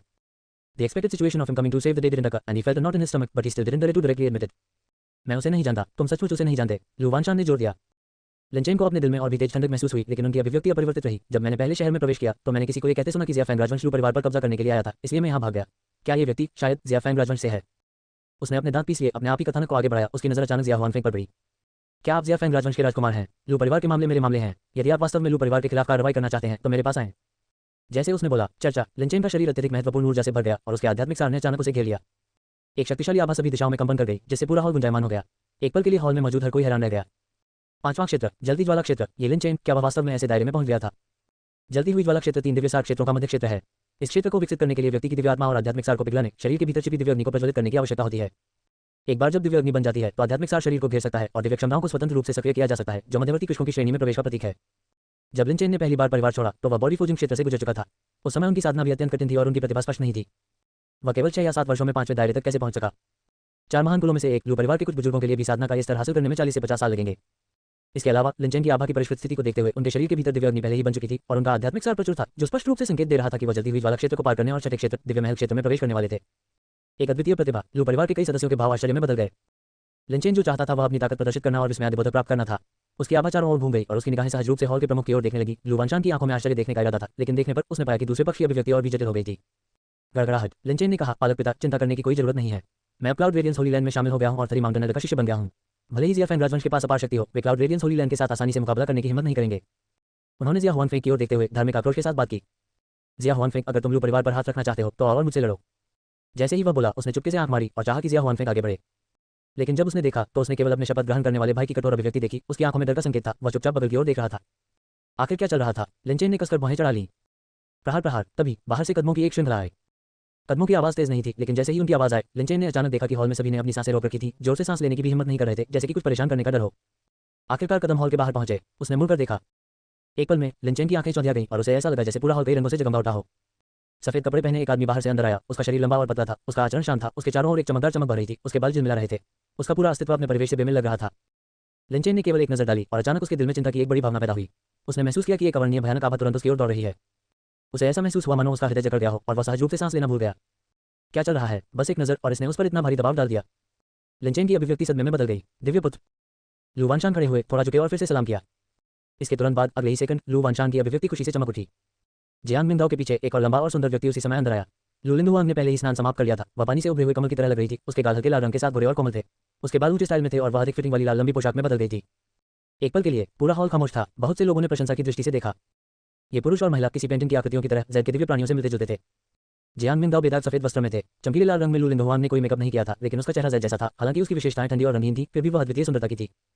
आध्यात्मिक फीनिक्स। लू वानशान का चेहरा खुशी से चमक उठा। दिव्य पुत्र, आध्यात्मिक फीनिक्स कैसा है? इसका कुछ असर हुआ। जियांग मिंगदाओ की नजर लू लिनहुआंग पर पड़ी। ये स्पष्ट रूप से दिखाई दे रहा था कि लू लिनहुआंग के मूल रूप से सुस्त और खाली विद्यार्थियों में स्पष्टता का संकेत वापस आ गया था। जब उसने दूसरों की ओर देखा तो उसकी दृष्टि अब पूरी तरह से बेजान नहीं थी। लू वानशान का सवाल सुनकर लू लिनहुआंग की आंखें भी थोड़ी ऊपर उठी और ऊपर की ओर देखने लगी। बस इस एक हरकत से लू वानशान का चेहरा सुखद आश्चर्य से भर गया। ये सचमुच काम कर गया। अतीत में इससे कोई फर्क नहीं पड़ता कि उसने कैसे पुकारा, इसने कभी भी लू लिनहुआंग का थोड़ा सा भी ध्यान आकर्षित नहीं किया। लेकिन आज एक प्रतिक्रिया हुई। लू वानशान लगभग इतना खुश था कि उसकी आंखों में आंसू आ गए। यह उनकी इकलौती बेटी थी जिस पर वे बचपन से ही स्नेह करते थे। इतने बड़े बदलाव के बाद लू परिवार के मुखिया के रूप में उन्होंने हर तरीका आजमाया, लेकिन कुछ भी काम नहीं आया। उसका दिल वीरान हो गया था, लेकिन उसने कभी नहीं सोचा था कि चीजें आखिरकार बेहतर हो जाएंगी। लू लिनहुआंग ने केवल एक बार देखा, फिर अपनी निगाहें हटा लीं और उसे थोड़ा नीचे कर लिया। क्या फायदा था? वह वास्तव में मूर्ख नहीं थी। ये सिर्फ सम्राट के धर्मग्रंथ के कारण था जिसने उसकी भावनाओं को तोड़ दिया था और अतीत में उसे दूसरों से परेशान होने में कोई दिलचस्पी नहीं थी। लेकिन पहले जो हुआ उसके बाद उसका दिल हिल गया और वह अब शांत नहीं रही। भले ही 1000 वसंत सुनहरे तरल का कोई प्रभाव पड़ा हो, वह उदासीन नहीं रह सकती थी। आध्यात्मिक फीनिक्स। इस समय लिनचेन ने भी प्रतिक्रिया व्यक्त की। उसका चेहरा सुखद आश्चर्य से भर गया और वह तेजी से आगे बढ़ा। क्या आप अभी भी मुझे याद करते हैं? मैं भाई चेन हूँ। उसने लू लिनहुआंग को मुग्धता से देखा, खासकर जब उसने उसका वर्तमान स्वरूप देखा तो उसकी निगाहें कुछ हद तक स्थिर हो गईं। वह महिला जिसके लिए वह दिन रात तरसता था एक बार फिर उसके सामने प्रकट हुई, जिससे लिनचेन पूरी तरह से मोहित हो गया। 18 नियति के पुत्र की कृपा, लिनचेन की ताकत। लू लिनहुआंग की खूबसूरत बाहें थोड़ी सिकुड़ गईं। लिनचेन की नजर को देखकर तुरंत उसके भीतर नाराजगी का एक संकेत उभर आया। लिनचेन के दिमाग में वास्तव में कुछ अवशिष्ट यादें थीं, लेकिन वे ज्वलंत नहीं थीं। आखिरकार उसने एक पूर्व साम्राज्य की यादों को एकीकृत कर लिया था, जिससे उसकी अपनी यादें जटिल हो गईं। इसके अलावा जबकि लिनचेन उसे बचपन से जानती थी, वे हमेशा अपेक्षाकृत दूर थे, विशेष रूप से करीब नहीं। लू लिनहुआंग अपनी यादों के कारण इतनी ठंडी नहीं हुई, बल्कि वह स्वाभाविक रूप से ठंडे स्वभाव की थी और यादों और शाही धर्म के साथ ये और भी तीव्र हो गया। लिनचेन के पहले के संबोधन के साथ युग्मित, भाई चेन, या ऐसा ही कुछ। उसने उसे ऐसा कब कहा था? जब लू लिनहुआंग ने लिनचेन की ओर देखा तो उसकी आंखें ठंडक से चमक उठी। फिर उसने धीरे से उसकी ओर देखने के लिए अपना सिर घुमाया। अगर ऐसा पहले होता, भले ही उसे लिनचेन का चिल्लाना नापसंद होता, तो भी उसे ज्यादा परवाह नहीं होती। लेकिन अब उसे अपने बगल वाले व्यक्ति के विचारों की थोड़ी चिंता होगी। उसने ऊपर देखा और जियांग मिंगदाओ का शांत चेहरा देखा। उसकी बाहें हल्की सफेद चमक में डूबी हुई थी, जिससे उसकी भावनाएं रहस्यमय हो गई थी। अचानक लू लिनहुआंग के दिल में एक अवर्णनीय भावना पैदा हुई और उसे थोड़ी उदासी महसूस हुई। इस वक्त जियांग मिंगदाओ की नजर लिनचेन पर पड़ी। उनके सामने एक पैनल खुला। लिनचेन, फॉर्चून का बच्चा। खेती, जलती हुई लॉ क्षेत्र शिखर, भाग्य 7900। इतना सघन फॉर्चून मूल्य लू लिनहुआंग से भी कहीं अधिक। ये फॉर्चून का सच्चा बच्चा था। वह पहले ही विकसित और विकसित हो चुका था। उसकी तुलना में उस समय जियान हान वास्तव में एक नवजात चूजे की तरह था। जियान मिंगदाओ की आंखों में एक चंचल चमक थी जिसमें कुछ दिलचस्पी दिख रही थी। फिर वह आगे बढ़ा और लू लिंगहुआंग का हाथ अपने पास ले लिया। लू लिंगहुआंग ने बिल्कुल भी विरोध नहीं किया, केवल उसकी पहले से धुंधली आंखों में आश्चर्य का संकेत दिखा। ये दृश्य लू वानशान और अन्य लोगों के लिए कुछ भी नहीं था, लेकिन जब ये लिनचेन पर पड़ा तो उसका चेहरा उदास हो गया। उसकी आंखें अविश्वास से चौड़ी हो गईं। वाह, आप कौन हैं?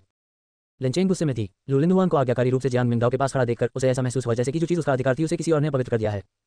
आध्यात्मिक फीनिक्स को बाहरी लोगों से संपर्क पसंद नहीं है, उसे तुरंत जाने दो। लिनचेन दहाड़ने लगी, मदद करने में असमर्थ हो गई, लेकिन एक कदम आगे बढ़ाने में असमर्थ थी। दूसरे पक्ष से उसका हाथ छीनने का इरादा कर रही थी। तुम्हारी हिम्मत कैसे हुई? जैसे ही उसकी आवाज सुनाई दी, लू वानशान गुस्से में चिल्लाया, लिनचेन, तुम बहुत अभिमानी हो। लिनचेन दहाड़ से क्षण भर के लिए स्तब्ध रह गया, लेकिन उसका चेहरा दृढ़ रहा। बिना पीछे हटने के, दत्तक पिता, आपको आध्यात्मिक फीनिक्स के स्वभाव को जानना चाहिए। वह भी आसानी से बात नहीं कर सकती है और मैं दूसरों को उसे यूं ही छूते हुए नहीं देख सकता। तुरंत लिनचेन का आध्यात्मिक सार आकाश में उड़ गया और उसका बड़ा हाथ नीचे गिर गया। वह चिंतित है। जियान मिंगदाओ की नजर इत्मीनान से थी, उसकी अभिव्यक्ति शांत थी। बाहरी व्यक्ति, क्या आप मेरी बात कर रहे हैं? उसने धीरे से कहा। उसकी नजर उस पर पड़ी। अब यही पल जियान मिंगदाओ के शरीर से अचानक एक विशाल और भयानक आभा उभरी। पहले से शांत मुख्य हॉल में अचानक तूफान की तरह हवा और बादलों में बदलाव का अनुभव हुआ। जियान मिंगदाओ के शरीर के चारों ओर सुनहरी रोशनी फैल गई और एक मौलिक आध्यात्मिक सार जो मांस और त्वचा को काटता हुआ प्रतीत होता था, बाहर निकल आया। वाह! पूरे मुख्य हॉल में दबी दबी आवाज गूंज उठी। संरचनाएं जो पहले ही बिखर चुकी थीं, अब भयानक शक्ति से भर गईं। टूटी हुई संरचनाएं चरमराने लगीं और फिर एक के बाद एक विस्फोट होते गए। आपज, लू वानशान का चेहरा काफी बदल गया। क्या ये दिव्य पुत्र की ताकत है? ये शक्ति बहुत भयानक। लिनचेन, जो सीधे इसके रास्ते में था और भी अधिक प्रभावित हुआ। उसने अपने अधिकार का दावा करने का इरादा किया था, लेकिन अप्रत्याशित रूप से उसे एक अधिक प्रतिद्वंद्वी का सामना करना पड़ा। जैसे ही उसे इस अत्यधिक दबाव का एहसास हुआ, उसका चेहरा घबराहट से विकृत हो गया। लिनचेन का आध्यात्मिक सार तेजी से उसके शरीर के भीतर घूम रहा था। जैसे ही वह उसे पकड़ने के लिए दहाड़ रहा था, बिजली की एक परत उसके चारों ओर फैल गई। लेकिन जितना अधिक उसने प्रयास किया, उतना ही अधिक उसे एहसास हुआ कि वह बिल्कुल भी विरोध नहीं कर सकता। यह ऐसा था जैसे 10,000 जून वजनी पहाड़ अचानक नीचे दब रहा हो। लिनचेन ने अपनी पूरी ताकत लगा दी, लेकिन केवल एक पल के लिए ही रुक सके। नहीं, लिनचेन रुक नहीं सका। उसके शरीर पर बिजली का तेज विस्फोट हुआ। उसके घुटने मुड़ गए और वह जमीन पर आधा घुटनों के बल बैठ गया, जैसे कि एक विशाल पर्वत को ढो रहा हो। चाहे उसका चेहरा कितना भी लाल हो गया हो, उसने पाया कि वह खड़ा नहीं हो सकता। ये कैसे हो सकता है? लिनचेन का चेहरा दहशत से भर गया था। उसके सामने यह आदमी स्पष्ट रूप से अधिक उम्र का नहीं लग रहा था, उम्र में उसके समान, लेकिन उसकी ताकत इतनी भयानक क्यों थी? लिनचेन को अपनी प्रतिभा और ताकत पर पूरा भरोसा था। पहले जब वह लू कबीले में था तो वह सिर्फ एक साधारण व्यक्ति था, लेकिन भाग्य के एक झटके से उसे एक प्राचीन खंडहर में एक मरते हुए व्यक्ति का सामना करना पड़ा और उसे असंख्य अभिव्यक्ति निर्माण आरेख प्राप्त हुआ। यह उसके शरीर में एकीकृत हो गया और तभी से उसके जीवन का धोखा शुरू हो गया। वह निर्माण आरेख स्वर्ग और पृथ्वी के सार को अवशोषित कर सकता है, इसे सृजन शक्ति में बदल सकता है। सृजन शक्ति का उपभोग किसी के शरीर को बदल सकता है, विश्लेषण कर सकता है और विभिन्न मार्शल आर्ट और साधना विधियों का अनुमान लगा सकता है, जो वास्तव में चरम सीमा तक सामान्य है। इस वस्तु को प्राप्त करने के बाद लिनचेन बिना रुके आगे बढ़ गया। उन्होंने लू कबीले को छोड़ दिया, कई चीजों का अनुभव किया और सृजन शक्ति हासिल करते हुए सारयुक्त खजाने इकट्ठा करने के लिए पूर्वी उजाड़ के विभिन्न शहरों की यात्रा की। इस अवधि के दौरान स्वाभाविक रूप से दिखावा और थप्पड़ मारने के विभिन्न परिदृश्य सामने आए, जिससे उनका आत्मविश्वास और भी बढ़ गया। अब उनका शरीर शानदार था, जिसने शुरू में सृजन आध्यात्मिक शरीर को सक्रिय किया था। हालांकि यह केवल एक निम्न श्रेणी का आध्यात्मिक शरीर था, इसमें सृष्टि के रहस्य समाहित थे जो इसे बहुत अलग बनाते थे। सृजन शक्ति द्वारा बार बार शुद्धिकरण और संवर्धन के साथ उनका रक्त और मांस सामान्य लोगों से कहीं बेहतर था। ये ठीक इसी वजह से था कि वह आसानी से क्लाउड रेडियंस होली लैंड में प्रवेश कर सका और इसके भीतर एक प्रमुख व्यक्ति बन गया। हालांकि लिनचेन की साधना केवल बर्निंग फ्लेम दायरे में थी, लेकिन उनकी शारीरिक संरचना और आध्यात्मिक सार उनके दायरे से कहीं आगे थे। उसने कई दिव्य महल क्षेत्र के शिष्यों को भी गंभीर रूप से घायल कर दिया था, जिन्होंने शुरू में पवित्र भूमि में परेशानी पैदा की थी। लेकिन उसने कभी उम्मीद नहीं की थी। आज वह स्पष्ट रूप से अपनी उम्र के किसी व्यक्ति की एक भी नजर बर्दाश्त नहीं कर सका। ये कैसी ताकत थी? वास्तव में आप कौन हैं? लिनचेन ने अपने दांत पीस लिए, उसका चेहरा लाल हो गया और इस वाक्य को कहने में कामयाब रहा। जियान मिंगदाओ की अभिव्यक्ति उदासीन थी। लिनचेन की ताकत को महसूस करते हुए उसने अपनी बाहें थोड़ी ऊपर उठाई। आखिरकार वह भाग्य का बच्चा था, उसकी शारीरिक गुणवत्ता वास्तव में दूसरों से कहीं बेहतर थी। असंख्य अभिव्यक्तियां निर्माण आरेख, ये सचमुच बहुत अच्छी चीज है। जियान मिंगदाओ को स्वाभाविक रूप से लिनचेन की सुनहरी उम्र के बारे में पता था और इसकी विकास क्षमता बेहद उत्कृष्ट थी। In the early stages, Lin Chen was only a creation spiritual body. Relying on this item, he refined the essence of heaven and earth and found many supreme treasures. बाद के चरणों में सृजन शक्ति की मदद से वह महान उपलब्धि सृजन दाव बॉडी तक भी आगे बढ़े, सृजन के दाव को भीतर से समझकर अतुलनीय रूप से शक्तिशाली बन गए। Although it wasn't an ancient physique, it could be infinitely enhanced. जहां तक खेती के तरीकों का विश्लेषण करने और निष्कर्ष निकालने के तथाकथित प्रभावों का सवाल है, वे और भी अधिक प्रभावशाली थे। उन्हें क्लाउड रेडियंस होली लैंड में 6 दिव्य क्षमताओं में से एक थंडर नाइफ पाम पहले ही सीख लेनी चाहिए थी। क्रिएशन डायग्राम पर भरोसा करते हुए उन्होंने धीरे धीरे इसे निकाला और सुधार किया, इसे 9 थंडर बॉडी में बदल दिया, जिसमें अत्याचारी शक्ति है। उनके भौतिक शरीर में 30,000 जिन की ताकत है और उनके 700 प्रमुख इक्विपमेंट खोले गए हैं। एक विशेष आध्यात्मिक शरीर या विशेष शरीर शोधन विधि के बिना उन्होंने केवल असंख्य अभिव्यक्ति निर्माण आरेख पर भरोसा करते हुए ऐसी उपलब्धियां हासिल की। वह वास्तव में भाग्य का बच्चा है। जियान मिंगदाओ ने भावुक होकर आह भरी। जो लोग स्वर्गीय दाव के पक्ष धरते हुए वास्तव में पूरी तरह से अलग थे। अगर उसे आगे बढ़ने का मौका दिया जाए तो वह निस्संदेह बेजोड़ तरीके से सब कुछ पार कर जाएगा। तथापि वह भी बहुत कमजोर है। सामान्य कथानक के अनुसार लिनचेन डिवाइन पैलेस क्षेत्र के भीतर अजय था। अब जितने भी खलनायक सामने आए, उनका कोई मुकाबला नहीं था। आखिरकार चांगशेंग अमर कबीला प्रारंभिक चरण में लिनचेन का प्रतिद्वंद्वी नहीं था, यहाँ तक कि सगाई को रद्द करने का काम भी जियान कबीले के एकमात्र प्रबंधक द्वारा किया गया था। लेकिन अब यह अलग था। चूंकि मुझे साजिश पता है तो मैं तुम्हें सुरक्षित रूप से बढ़ने का समय क्यों दूंगा? जियान मिंगदाओ ने नीचे देखा और लिनचेन को मजाकिया नजर से देखा। लिनचेन का चेहरा पीला पड़ गया था, अनिच्छा और भय से भरा हुआ। जियान मिंगदाओ की ओर उसकी निगाहें अब पहले वाले आत्मविश्वास में नहीं रहीं। In fact not just him but Lu Wanshan and the others also had astonished expressions. Linchen ने पहले जो ताकत दिखाई थी वह उन्हें चौंका देने के लिए पहले से ही काफी थी। हालांकि वह केवल बर्निंग फ्लेम दायरे में था, उसकी वास्तविक ताकत निश्चित रूप से उससे अधिक थी। लेकिन फिर भी जियान मिंगदाओ का सामना करते हुए उसके पास विरोध करने की बिल्कुल भी शक्ति नहीं थी। यह दिव्य पुत्र की ताकत है। अतः लू वानशान का चेहरा प्रशंसा से भर गया। 19 भाग्य का मान बहुत कम हो गया। मिश्रित मूल दाव बॉडी के बारे में कई अफवाहें थीं, जिन्हें दाव बॉडी कहा जा सकता था। वे विशेष काया वाले लोग थे जिनमें महान दाव का निवास था। न केवल उनके पास मजबूत जन्मजात प्रतिभा और समझ थी, बल्कि एक बार जब उनका शरीर पूरी तरह से जागृत हो गया तो वे स्वाभाविक रूप से एक दाव फाउंडेशन के अधिकारी होंगे और आत्मज्ञान की स्थिति के लिए प्रतिस्पर्धा करने के लिए योग्य होंगे। दाव बॉडी एक ऐसा अस्तित्व था जो महान सम्राट के दायरे तक पहुंचने के अवसर के साथ पैदा हुआ था। हालांकि मिश्रित मूल दाव बॉडी के बारे में कई अफवाहों के बावजूद उनमें से किसी को भी इसे प्रत्यक्ष रूप से देखने का सौभाग्य नहीं मिला था। अब जियांग मिंगदाओ को देखने पर लू वानशान और अन्य लोगों को अंततः एहसास हुआ कि बाहरी दुनिया की अफवाहें बिल्कुल सच थीं। पूरी पीढ़ी को दबाने के लिए नियत एक भयानक आकृति, वह व्यक्ति जिसमें चांगशेंग अमर कबीले के बीच सम्राट बनने की क्षमता थी। लू वानशान ने प्रतिक्रिया व्यक्त की, तुरंत खड़ा हो गया, उसका चेहरा शर्म से भर गया। दिव्य बच्चे के लिए व्यक्तिगत रूप से हस्तक्षेप करना यह वास्तव में मुझे शर्मिंदा महसूस कराता है। जियांग मिंगदाओ ने लापरवाही से कहा, लू परिवार प्रमुख आप क्या कह रहे हैं? चूंकि उसका इरादा मेरे साथ प्रतिस्पर्धा करने का था, इसलिए ये स्वाभाविक रूप से मेरा मामला था। लू वानशान को और भी अधिक शर्मिंदगी महसूस हुई। फिर जब उसने लिनचेन की ओर देखा तो उसकी निगाहें धुंधली हो गईं। तुम बदमाश हो, क्या आपको एहसास है कि आपने लगभग कितनी परेशानी खड़ी कर दी है? लिनचेन हतप्रभ दिखी, फिर अचानक उसे एहसास हुआ, दिव्य बालक। वह सहम गया, तुरंत समझ गया, तथाकथित मंगेतर के अलावा लू वानशान के साथ और कौन इतना सम्मानजनक व्यवहार कर सकता है और लू लिंगहुआन से निकटता से जुड़ा हो सकता है। आप जियांग कबीले की दिव्य संतान हैं। तुरंत लिनचेन का चेहरा काफी बदल गया। क्लाउड रेडियंस होली लैंड के भीतर एक विलक्षण प्रतिभा के धनी के रूप में लिनचेन अब पहले जैसा भोला भाला युवा नहीं रहा। वह वर्तमान विश्व संरचना को स्पष्ट रूप से समझता था और वह स्पष्ट रूप से समझता था उन 4 शब्दों का महत्व, चांगशेंग अमर कबीला। क्लाउड रेडियंस पवित्र भूमि पूर्वी वीरानी में 7 महान पवित्र भूमियों में से एक थी। पवित्र भूमि के भीतर कई पुराने पूर्वज भी थे जिनकी ताकत दुर्जय थी। उनमें से एक उभरते सितारे के रूप में लिनचेन के पास असाधारण प्रतिभा थी और वह पहले से ही एक पुराने पूर्वज के पक्ष थे जो विशेष रूप से उन्हें एक शिष्य के रूप में लेने के लिए एकांत से निकले थे। उनकी भविष्य की उपलब्धियां निस्संदेह उनसे आगे निकल जाएंगी। लेकिन फिर भी चांगशेंग अमर कबीले के सामने संपूर्ण क्लाउड रेडियंस पवित्र भूमि एक चींटी से ज्यादा कुछ नहीं थी। एक सम्राट कबीला, ये कैसे हो सकता है? लिनचेन के माथे से तुरंत पसीना बहने लगा। हालांकि वह असीम आश्वस्त था, फिर भी वह विकास के चरण में था। भले ही उसका दिमाग अपने साथियों से आगे निकल गया हो, अचानक ऐसे विशालकाय व्यक्ति का सामना करते हुए, खासकर जब वह दूसरे पक्ष की एक नजर से दब गया हो, उसके लिए अपना संयम बनाए रखना मुश्किल हो गया था। उसके हृदय से एक अकथनीय भय उभर आया। असल में उसने ही हमले की पहल की थी। उसकी सचमुच मृत्यु की इच्छा थी। यह न केवल चांगशेंग अमर कबीला था, बल्कि ये दिव्य बालक जियांग मिंगदाओ भी था। वह अचानक यहाँ क्यों आ गया? क्या उसे स्पिरिचुअल फीनिक्स के साथ जुड़ाव नहीं तोड़ना चाहिए था? मौजूदा हालात को देखते हुए सगाई तोड़ने का बिल्कुल भी इरादा नहीं था। जियांग मिंगदाओ ने स्वाभाविक रूप से लू लिंगहुआन का हाथ पकड़ लिया। उसकी निगाहें शांति से उस पर टिक गईं। आप लिनचेन हैं? एक सौम्य स्पष्ट आवाज गूंज उठी। जियांग मिंगदाओ ने अपने बगल में जिया हुआनफेंग की ओर इशारा किया। क्या आप इस व्यक्ति को नहीं पहचानते? मैं। लिनचेन स्तब्ध होकर जिया हुआनफेंग की ओर देखा, फिर लू लिंगहुआन की ओर। मुझे नहीं पता। जियांग मिंगदाओ ने सिर हिलाया। अगर ऐसा है तो यह साबित होता है कि वह पहले झूठ बोल रहा था। उसे मार डालो। उनका लहजा हल्का और हवादार था। जैसे ही उसकी आवाज गिरी, नहीं, पूरे हॉल में अचानक हवा और गड़गड़ाहट का झोंका आया और एक बड़ा हाथ अचानक बगल से नीचे गिरा। आध्यात्मिक ऊर्जा परत दर परत फूटी गई। ये 9 बुजुर्ग ही थे जिन्होंने जिया हुआनफेंग पर सीधे दबाव डालते हुए एक चाल चली थी। तो जिया हुआनफेंग का चेहरा काफी बदल गया। गॉडकिंग क्षेत्र के आतंक को केवल वही सही मायने में समझ सकते हैं जिन्होंने इसका डटकर सामना किया है। वह संघर्ष करना चाहता था, लेकिन उसके शरीर के भीतर की आध्यात्मिक ऊर्जा उसे इकट्ठा करने से पहले ही तुरंत बिखर गई। महत्वपूर्ण क्षण में जिया हुआनफेंग की छाती पर एक कीमती ज़ेड चमक गया, जो एक लाल रंग की बाधा में बदल गया जिसने उसे ढक लिया। दाव हथियार। कांगलाओ की आवाज गूंजी। 9 बुजुर्ग जो एक अज्ञात स्थान से प्रकट हुए थे, उन्होंने जिया हुआनफेंग पर अपनी धुंधली नजर डाली और उपहास करते हुए कहा, एक दाव हथियार को एक जीवन रक्षक वस्तु में परिष्कृत करने के लिए तैयार होने के लिए ऐसा लगता है कि जिया सम्राट आपके बारे में, अपने परपोते के बारे में बहुत सोचता है। जिया हुआनफेंग के मुंह और नाक से खून आने लगा। उसकी शिरोबिंदु पूरी तरह टूट गई। यद्यपि एक दाव हथियार द्वारा संरक्षित, उसके चारों ओर की बाधा स्पष्ट रूप से टूट रही थी और ढह रही थी, स्पष्ट रूप से एक सच्चे ईश्वर राजा क्षेत्र के हमले का सामना करने में समर्थ थी। एक बार दाव हथियार टूट गया, निसंदेह उसका सर्वनाश हो जाएगा। दिव्य बालक, मेरी जान बख्श दो। मैं गलत था। मैं लू कबीले को अपमानित करने का साहस करने में अंधा था। मेरा वास्तव में यह इरादा नहीं था। मैं क्षतिपूर्ति करने को तैयार हूँ। कुछ भी। प्राचीन स्रोतयस। मैं प्राचीन स्रोतयस से क्षतिपूर्ति करने को तैयार हूँ। जिया हुआनफेंग ने अपने शरीर को सहारा दिया। उसका चेहरा राख हो गया, बार बार झुक रहा था। लिनचेन, मुझे बचाओ। वह काफी देर तक विनती करता रहा और कोई असर न होते देख जब उसने लिनचेन की ओर देखा तो उसकी आंखें खून से लथपथ हो गईं। लिनचेन पहले से ही भयभीत थी। उसका दिमाग चकरा गया और उसका पूरा शरीर कांप उठा। भगवान राजा क्षेत्र। जियांग कबीले के दिव्य बालक के पास वास्तव में एक ईश्वर राजा दायरे दाव रक्षक था। उसने डरते हुए जियांग मिंगदाओ की ओर देखा और जिया हुआनफेंग के लगातार हताश होने के बाद ही उसने अचानक प्रतिक्रिया की।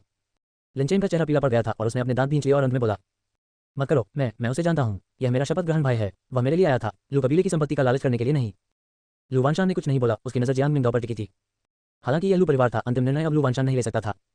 जियांग मिंगदाओ ने अजीब तरीके से कहा, अब आप उसे पहचानते हैं? तो उसने पहले जो कुछ कहा वह सच था। आप आध्यात्मिक फीनिक्स को दिखाने के लिए अपने शपथ ग्रहण भाई को लू परिवार में लाए थे। मैंने सुना है कि आप लू कबीले के एक दत्तक पुत्र भी हैं। क्या लू कबीले ने आपके साथ कठोर व्यवहार किया, आपका अपमान किया, या जब आप छोटे थे तब से आपके साथ बुरा व्यवहार किया? उनके शब्द बेहद शांत थे, लेकिन आसपास के लू कबीले के सदस्यों के लिए वे आग में घी डालने जैसे थे। विशेषकर लू वानशान। इस समय उसका चेहरा भारी था, क्रोध और निराशा की झलक से भरा हुआ था। उसके मन में तरह तरह के विचार कौंधने लगे। लू वानशान ने दर्शाया कि उसने लिनचेन के साथ कभी दुर्व्यवहार नहीं किया था क्योंकि वह छोटा था। हालांकि लिनचेन का उपनाम लिन था, लू वानशान ने लिन परिवार के साथ अपनी पुरानी दोस्ती को ध्यान में रखते हुए बचपन से ही उनका सावधानीपूर्वक मार्गदर्शन किया था, यहाँ तक कि व्यक्तिगत रूप से उनकी प्रारंभिक खेती की देखरेख भी की थी। जब उसने पहली बार लू परिवार में प्रवेश किया था तो उसे लिनचेन की भीरुता और डर भी याद था। ये सचमुच एक बच्चा था जिसे उसने बड़े होते देखा था। हालांकि वह उनका जैविक पुत्र नहीं था, फिर भी उन्होंने उसकी गहरी देखभाल की थी। जितना अधिक उसने इसके बारे में सोचा, लू वानशान लू कबीले में इस घटना को अंजाम देने के लिए लिनचेन के प्रति उतना ही क्रोधित हो गया। एक सफेद आंखों वाला भेड़िया इससे ज्यादा कुछ नहीं था। लिनचेन का चेहरा लाल हो गया और अपने आसपास की निगाहों में बदलाव को देखते हुए उन्होंने तुरंत कहा, ऐसा नहीं है। हालांकि भाई जिया और मैं परिचित हैं। वह इस बार नहीं आए क्योंकि मैंने उनसे कहा था। गॉडफादर, आपको मुझ पर विश्वास करना चाहिए। शुरू से अंत तक मेरा कभी कोई गलत उद्देश्य नहीं रहा। मूल रूप से मैं इस मामले को सुलझाना चाहता था और फिर आज रात आपके सामने कबूल करना चाहता था, लेकिन मुझे उम्मीद नहीं थी कि आप पहले ही पता लगा लेंगे। वह हकलाने लगा। उसका चेहरा पीला पड़ गया। जैसे ही वह बोल रहा था, वह स्पष्ट रूप से महसूस कर सकता था कि आसपास के लोगों की निगाहें ठंडी और नाराजगी भरी हो गई थीं। ये वास्तव में वह था। इन सबका स्रोत लिनचेन था। हालांकि वे इसे पहले से जानते थे, लेकिन लिनचेन के मुंह से इसे सीधे सुनने से अब भावनाएं पूरी तरह से अलग हो गईं। विशेष रूप से जब उसने ऊपर देखा और लू लिंगहुआन को देखा तो उसने स्पष्ट रूप से देखा कि लू लिंगहुआन की नजर कुछ हद तक बदल गई थी। अब वह उदासीन और मूर्ख नहीं थी, बल्कि एक ठंडी ठंडक से भर गई थी। डिंग ने लिनचेन के प्रति लू लिंगहुआन की घृणा का पता लगाया। लिनचेन की फॉर्चून वैल्यू -500 है। जियान मिंगदाओ के कान में एक आवाज़ सुनाई दी और उसने अपनी भौहें थोड़ी सी ऊपर उठाई।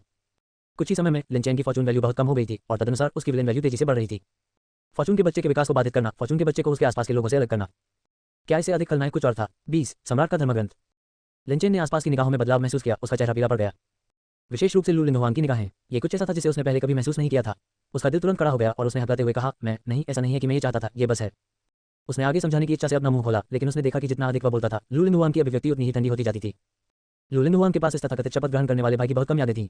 यदि उसे सम्राट धर्मव्रत और अपने पिछले जीवन की यादें नहीं मिली होती तो वह शायद चीजों को पारिवारिक मानते हुए बहुत तनावपूर्ण नहीं होने देती। लेकिन इस समय उसकी मानसिक स्थिति अलग थी, उसकी भावनाएं हल्की थी और ऐसे व्यक्ति का सामना करना जिसने उसे चाहता था, उसे केवल गहरी घृणा महसूस हुई। दरअसल नश्वर संसार की हर चीज शायद ही उसके ध्यान के लायक थी। जितनी जल्दी हो सके प्राचीन धर्मग्रंथ की खेती करना और इस प्राचीन भूमि को छोड़ देना बेहतर था। लू लिंगहुआन का संकल्प दृढ़ हो गया। तभी अचानक उसे महसूस हुआ कि उसकी हथेली कड़ी हो गई है। वह थोड़ा चौंकी और ऊपर देखने लगी। उसने अपने बगल में एक आदमी को देखा, उसका चेहरा सौम्य और उसकी अभिव्यक्ति मिलनसार थी। उसकी आंखें उस पर टिकी हुई थी जैसे कि उसने उसके विचारों को देखा हो।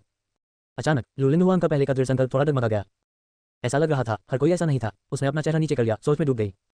जियान मिंगदाओ ने अपने भाग्य मूल्य में वृद्धि को महसूस करते हुए अपनी निगाहें हटा ली। जियान हान की यादों के अनुसार लू परिवार में बदलाव के बाद ही लिन चेन और लू लिंगहुआन करीब आए। लू लिंगहुआन द्वारा अपनी भावनाओं को पूरी तरह से न तोड़ने का फायदा उठाते हुए वह कई बार महत्वपूर्ण क्षणों में प्रकट हुए, जिससे उन पर स्पष्ट प्रभाव पड़ा, जिसके कारण बाद में विकास हुआ। लेकिन अब सारी साजिश शुरू होने से पहले ही दबा दी गई है। बाध्यकारी मेजबान के प्रति आपका दृष्टिकोण निकटता से मोह में बदल गया है। खेती की विधि समकालिक हो रही है। डिंग स्लॉटरिंग इमोर्टल डेमन स्क्रिप्चर सफलतापूर्वक समकालिक हो गया। अगला दूसरा, जियान मिंगदाओ के शरीर से तुरंत एक राशि और असीमित शक्ति प्रवाहित हुई।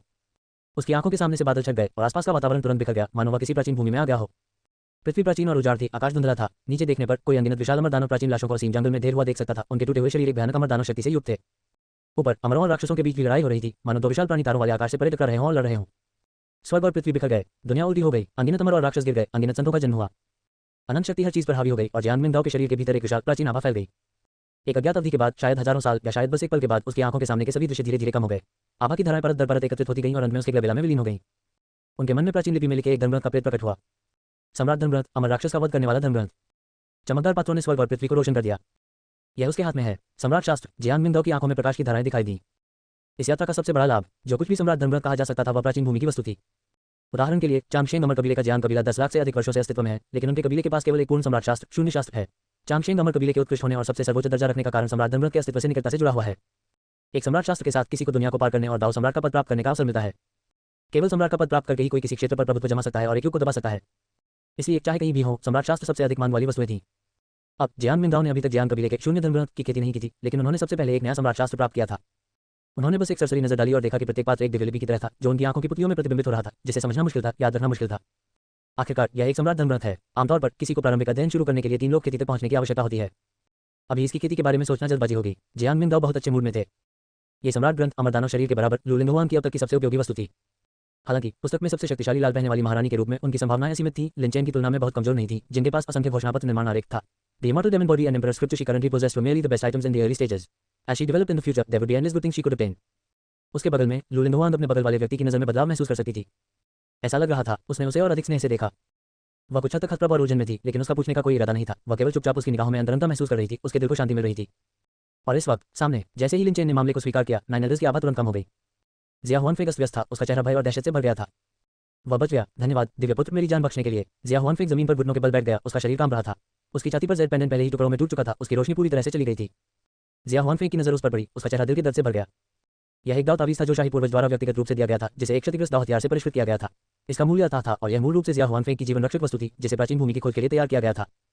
उसे उम्मीद नहीं थी कि इतनी छोटी सी बात के लिए यह क्षतिग्रस्त हो जाएगा। जिया हुआनफेंग की हिम्मत अब पछतावे से हरी हो गई थी। वह अभी भी कांप रहा था जब एक ठंडी आवाज उसके सिर के ऊपर से गूंजी। आपकी जान बख्श दी गई है, लेकिन लू परिवार को नाराज करने का मामला अभी तक तय नहीं हुआ है। चूंकि जिया फैंग राजवंश को मूल यश पसंद है, तो मुआवजे के रूप में हर साल 100,000 कटी प्राचीन स्रोत यश भेजें। जिया हुआनफेंग, जिसने अभी राहत की सांस ली थी, ने ये शब्द सुने और तुरंत पीला पड़ गया। घबराहट में ऊपर देखने लगा। 1 लाख कटी। दिव्य पुत्र, हालांकि मेरे जिया फैंग राजवंश में कुछ मूल यश हैं, केवल एक को प्राचीन स्रोत स्तर कहा जा सकता है। प्राचीन स्रोत की खुदाई करना बेहद कठिन है और इसका मासिक उत्पादन 100 कटी से भी कम है। 1 लाख बिलियन असंभव है। जियान मिंगदाओ की आंखें ठंडी थी, तो फिर आप अनिच्छुक हैं। ये सुनकर जिया हुआनफेंग को लगा कि तुरंत उसके पूरे शरीर में ठंडक फैल गई और मौत की अनुभूति उस पर हावी हो गई। अगर वह नहीं माना तो वह निश्चित रूप से मर जाएगा। जिया हुआनफेंग कांप उठा, घुटने टेक दिए और अपना सिर झुकाया, जैसे आपकी आज्ञा। 1 लाख बिलियन। भले ही उन्होंने जिया फैंग राजवंश के भंडार को खाली कर दिया, फिर भी वे उतना उत्पादन नहीं कर सके। सालाना 100,000 बिलियन तो छोड़ ही दें। जिया हुआनफेंग को ऐसा लगा मानो वह किसी अथाह गड्ढे में गिर गया हो। उसे सबसे अधिक चिंता इस बात की थी कि यदि यह बात आगे तक फैली तो शाही पूर्वज भी उसे नहीं छोड़ेंगे। भले ही वह इस पीढ़ी का सबसे उत्कृष्ट शाही राजकुमार था, लेकिन वह केवल इस पीढ़ी के लिए था। उन्हें जिया फैंग राजवंश के भीतर भी शीर्ष स्तर का नहीं माना जाता था। उसका चेहरा दुख से भरा हुआ था, अत्यधिक पछतावा था और बेहोश। जब जिया हुआन फेंग की नज़र उसके बगल में लिन चेन पर पड़ी तो भाईचारे के स्नेह की खुशी गायब हो गई थी, उसकी जगह नाराजगी और नफरत के निशान थे। ये सब आपकी वजह से है, मैं इस बार आपकी मदद के लिए आपके लिए खड़ा हुआ। यदि ये लिन चेन के लिए नहीं होता तो वह चांगशेंग अमर कबीले को क्यों नाराज करता, वह ताबीज को क्यों नुकसान पहुंचाता, वह जिया फैंग राजवंश को शाश्वत विनाश का सामना क्यों करना पड़ता। डिंग ने लिन चेन और जिया हुआन फेंग के बीच संबंधों में दरार का पता लगाया। प्रारंभिक विकास की मुख्य कहानी बाधित हो गई है। लिन चेन का भाग्य मूल्य -200 है। जियांग मिंगदाओ की आंखें चंचल थीं। She Huangfeng was a character with significant presence in the early stages. वह सचमुच वफादार और धर्मात्मा था। इस बार लिन चेन को लू परिवार में पहचान दिलाने में मदद करने के अलावा वह बाद में लिन चेन को जिया फैंग राजवंश में वापस ले आए। सृजन की शक्ति को परिष्कृत करने के लिए जिया फैंग राजवंश की पैतृक भूमि में प्रवेश किया और लिन चेन को वहां एक खंडित आदिम दिव्य क्षमता प्राप्त करने में मदद की। लिन चेन के असंख्य प्रकटीकरण निर्माण आरेख द्वारा मरम्मत किए जाने के बाद वह आदिम दिव्य क्षमता मध्य से अंतिम चरण में उनके लिए एक बहुत शक्तिशाली तुरुप का पत्ता बन गई। पर अब उनके रिश्ते में दरार पहले ही बन चुकी है, इसलिए संभावना है कि आदिम दिव्य क्षमता प्राप्त करने का कोई मौका नहीं होगा। इतना ही नहीं, लेकिन जब आज की घटनाओं की रिपोर्ट जिया फैंग राजवंश को दी जाती है, भले ही जिया फैंग राजवंश के शाही पूर्वज जिया हुआनफेंग के बारे में बहुत सोचते हो, ये देखते हुए कि उन्होंने चांगशेंग अमर कबीले को नाराज कर दिया और जिया फैंग राजवंश को इन 2 कारणों से जीवन शक्ति का एक बड़ा नुकसान उठाना पड़ा, वह निसंदेह क्रोधित होंगे। और तब तक जिया फैंग राजवंश चांगशेंग अमर कबीले को नाराज करने का जोखिम नहीं उठा सकता था, लेकिन एकमात्र लिन चेन से, विशेष रूप से ऐसे प्रारंभिक चरण में, अभी भी आसानी से निपटा जा सकता था।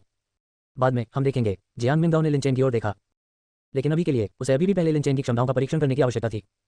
21 दिखावा, ये संघर्ष का अंत है। लिन चेन की अभिव्यक्ति किनारे पर जटिल बनी रही। ये सुनकर कि जिया हुआनफेंग को ऐसी सजा दी गई है, उसने अपना मुंह खोला, कुछ कहना चाहा, लेकिन अपनी स्थिति को देखते हुए उसे मोलभाव करने का कोई अधिकार नहीं था। जियांग मिंगदाओ की पहले की दमनकारी नजर की ताकत ने अभी भी उस पर काफी दबाव डाला। बेचारा भाई जिया, इस समय उसके हृदय में अचानक एक चेतावनी संकेत उत्पन्न हुआ और उसने ऊपर देखा। उसने देखा कि दिव्य पुत्र की नजर फिर से उस पर पड़ी थी। लिन चेन की अभिव्यक्ति सूक्ष्मता से बदल गई। क्या यह मेरी बारी है? उसके बगल में लू वानशान ने गहरी आवाज में कहा, लिन चेन, मेरे लू परिवार ने हमेशा तुम्हारे साथ अच्छा व्यवहार किया है, फिर भी मैंने कभी नहीं सोचा था कि तुम इतने कुटिल हो जाओगे कि आध्यात्मिक फीनिक्स का लालच करने की हिम्मत करोगे। क्या आप जानते हैं कि आपके आज के कार्यों का मेरे लू परिवार पर कितना प्रभाव पड़ा है? उनकी आवाज भव्य थी और जैसे ही वे बोलते थे आध्यात्मिक ऊर्जा उनके चारों ओर उमड़ पड़ती थी। लू वानशान बुरी तरह क्रोधित हो गया। जिया हुआनफेंग का मामला इसकी तुलना में मामूली था, लू लिंगहुआन की प्रतिष्ठा अधिक महत्वपूर्ण थी। लिन चेन की काली साजिशों ने उनके लू परिवार और दीर्घायु जियांग कबीले के बीच लगभग दरार पैदा कर दी थी, जिससे लगभग शाश्वत विनाश हो गया था। अब आप घुटने टेक कर माफी क्यों नहीं मांगते? यदि आप आज के मामले का संतोषजनक उत्तर नहीं देंगे तो आप नहीं जाएंगे। लू वानशान ने गहरी आवाज में कहा। नीचे लिन चेन का चेहरा पीला पड़ गया था। उसे घुटने टेकने पर मजबूर कर दो, बिल्कुल असंभव। वह लू वानशान के गुस्से को महसूस कर सकता था, लेकिन फिर भी उसने दांत पीसते हुए पीछे हटने से इनकार कर दिया। हालांकि आज का मामला मेरी वजह से शुरू हुआ, मुझे नहीं लगता कि इसमें कुछ भी गलत है। मैं बचपन से ही स्पिरिचुअल फीनिक्स के साथ लू परिवार में पला बड़ा हूं। स्पिरिचुअल फीनिक्स के आसपास ज्यादा करीबी लोग नहीं हैं। उसके शपथ ग्रहण भाई के रूप में मेरे साथ क्या गलत है? मैं उसकी देखभाल करना चाहता हूं।